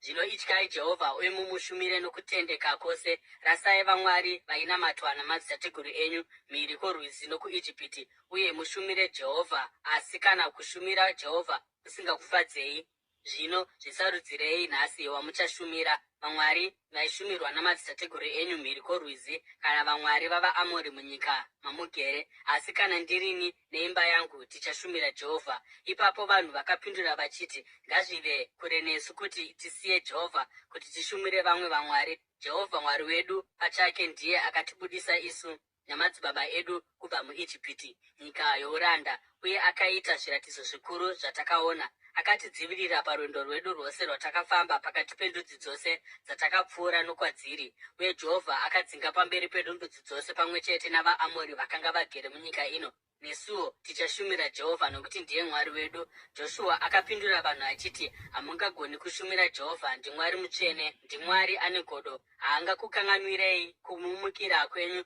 nezvivi zvenyu. Kana mukarasa Jehovha mukashumira vamwari vavatorwa, iye achakupindukirai agouyisa njodzi pamusoro penyu agokuparadzai. Asi vanhu vakati kuna Joshua, kwete, isu tichashumira Jehovha. Ipapo Joshua akati, ndimi zvapupu zvezvamaita kuti masarudza kushumira Jehovha. Ivo vakapindura vachiti, hongu, tiri zvapupu. Joshua akati, naizvozvo rasai vamwari vavatorwa vari pakati penyu, murerekere mwoyo yenyu kuna Jehovha Mwari waIsraeri. Vanhu vakati kuna Joshua, tichashumira Jehovha Mwari wedu uye tichamuteerera. Pazuva iro Joshua akaitira vanhu sungano, akavadzikira mitemo nemirayiro ipapo paShekemu. Joshua akanyora mashoko aya mubhuku romurayiro waMwari. Ipapo akatora ibwe guru akariisa pasi pomuouki pedyo nenzvimbo tsvene yaJehovha. Akati kuvanhu vose, tarirai, ibwe iri richava chapupu pamusoro pedu. Ranzwa mashoko ose ataurwa naJehovha kwatiri. Richava chapupu pamusoro penyu kana musina kutendeka kuna Mwari wenyu. Ipapo Joshua akaendesa vanhu mumwe nomumwe kunhaka yake.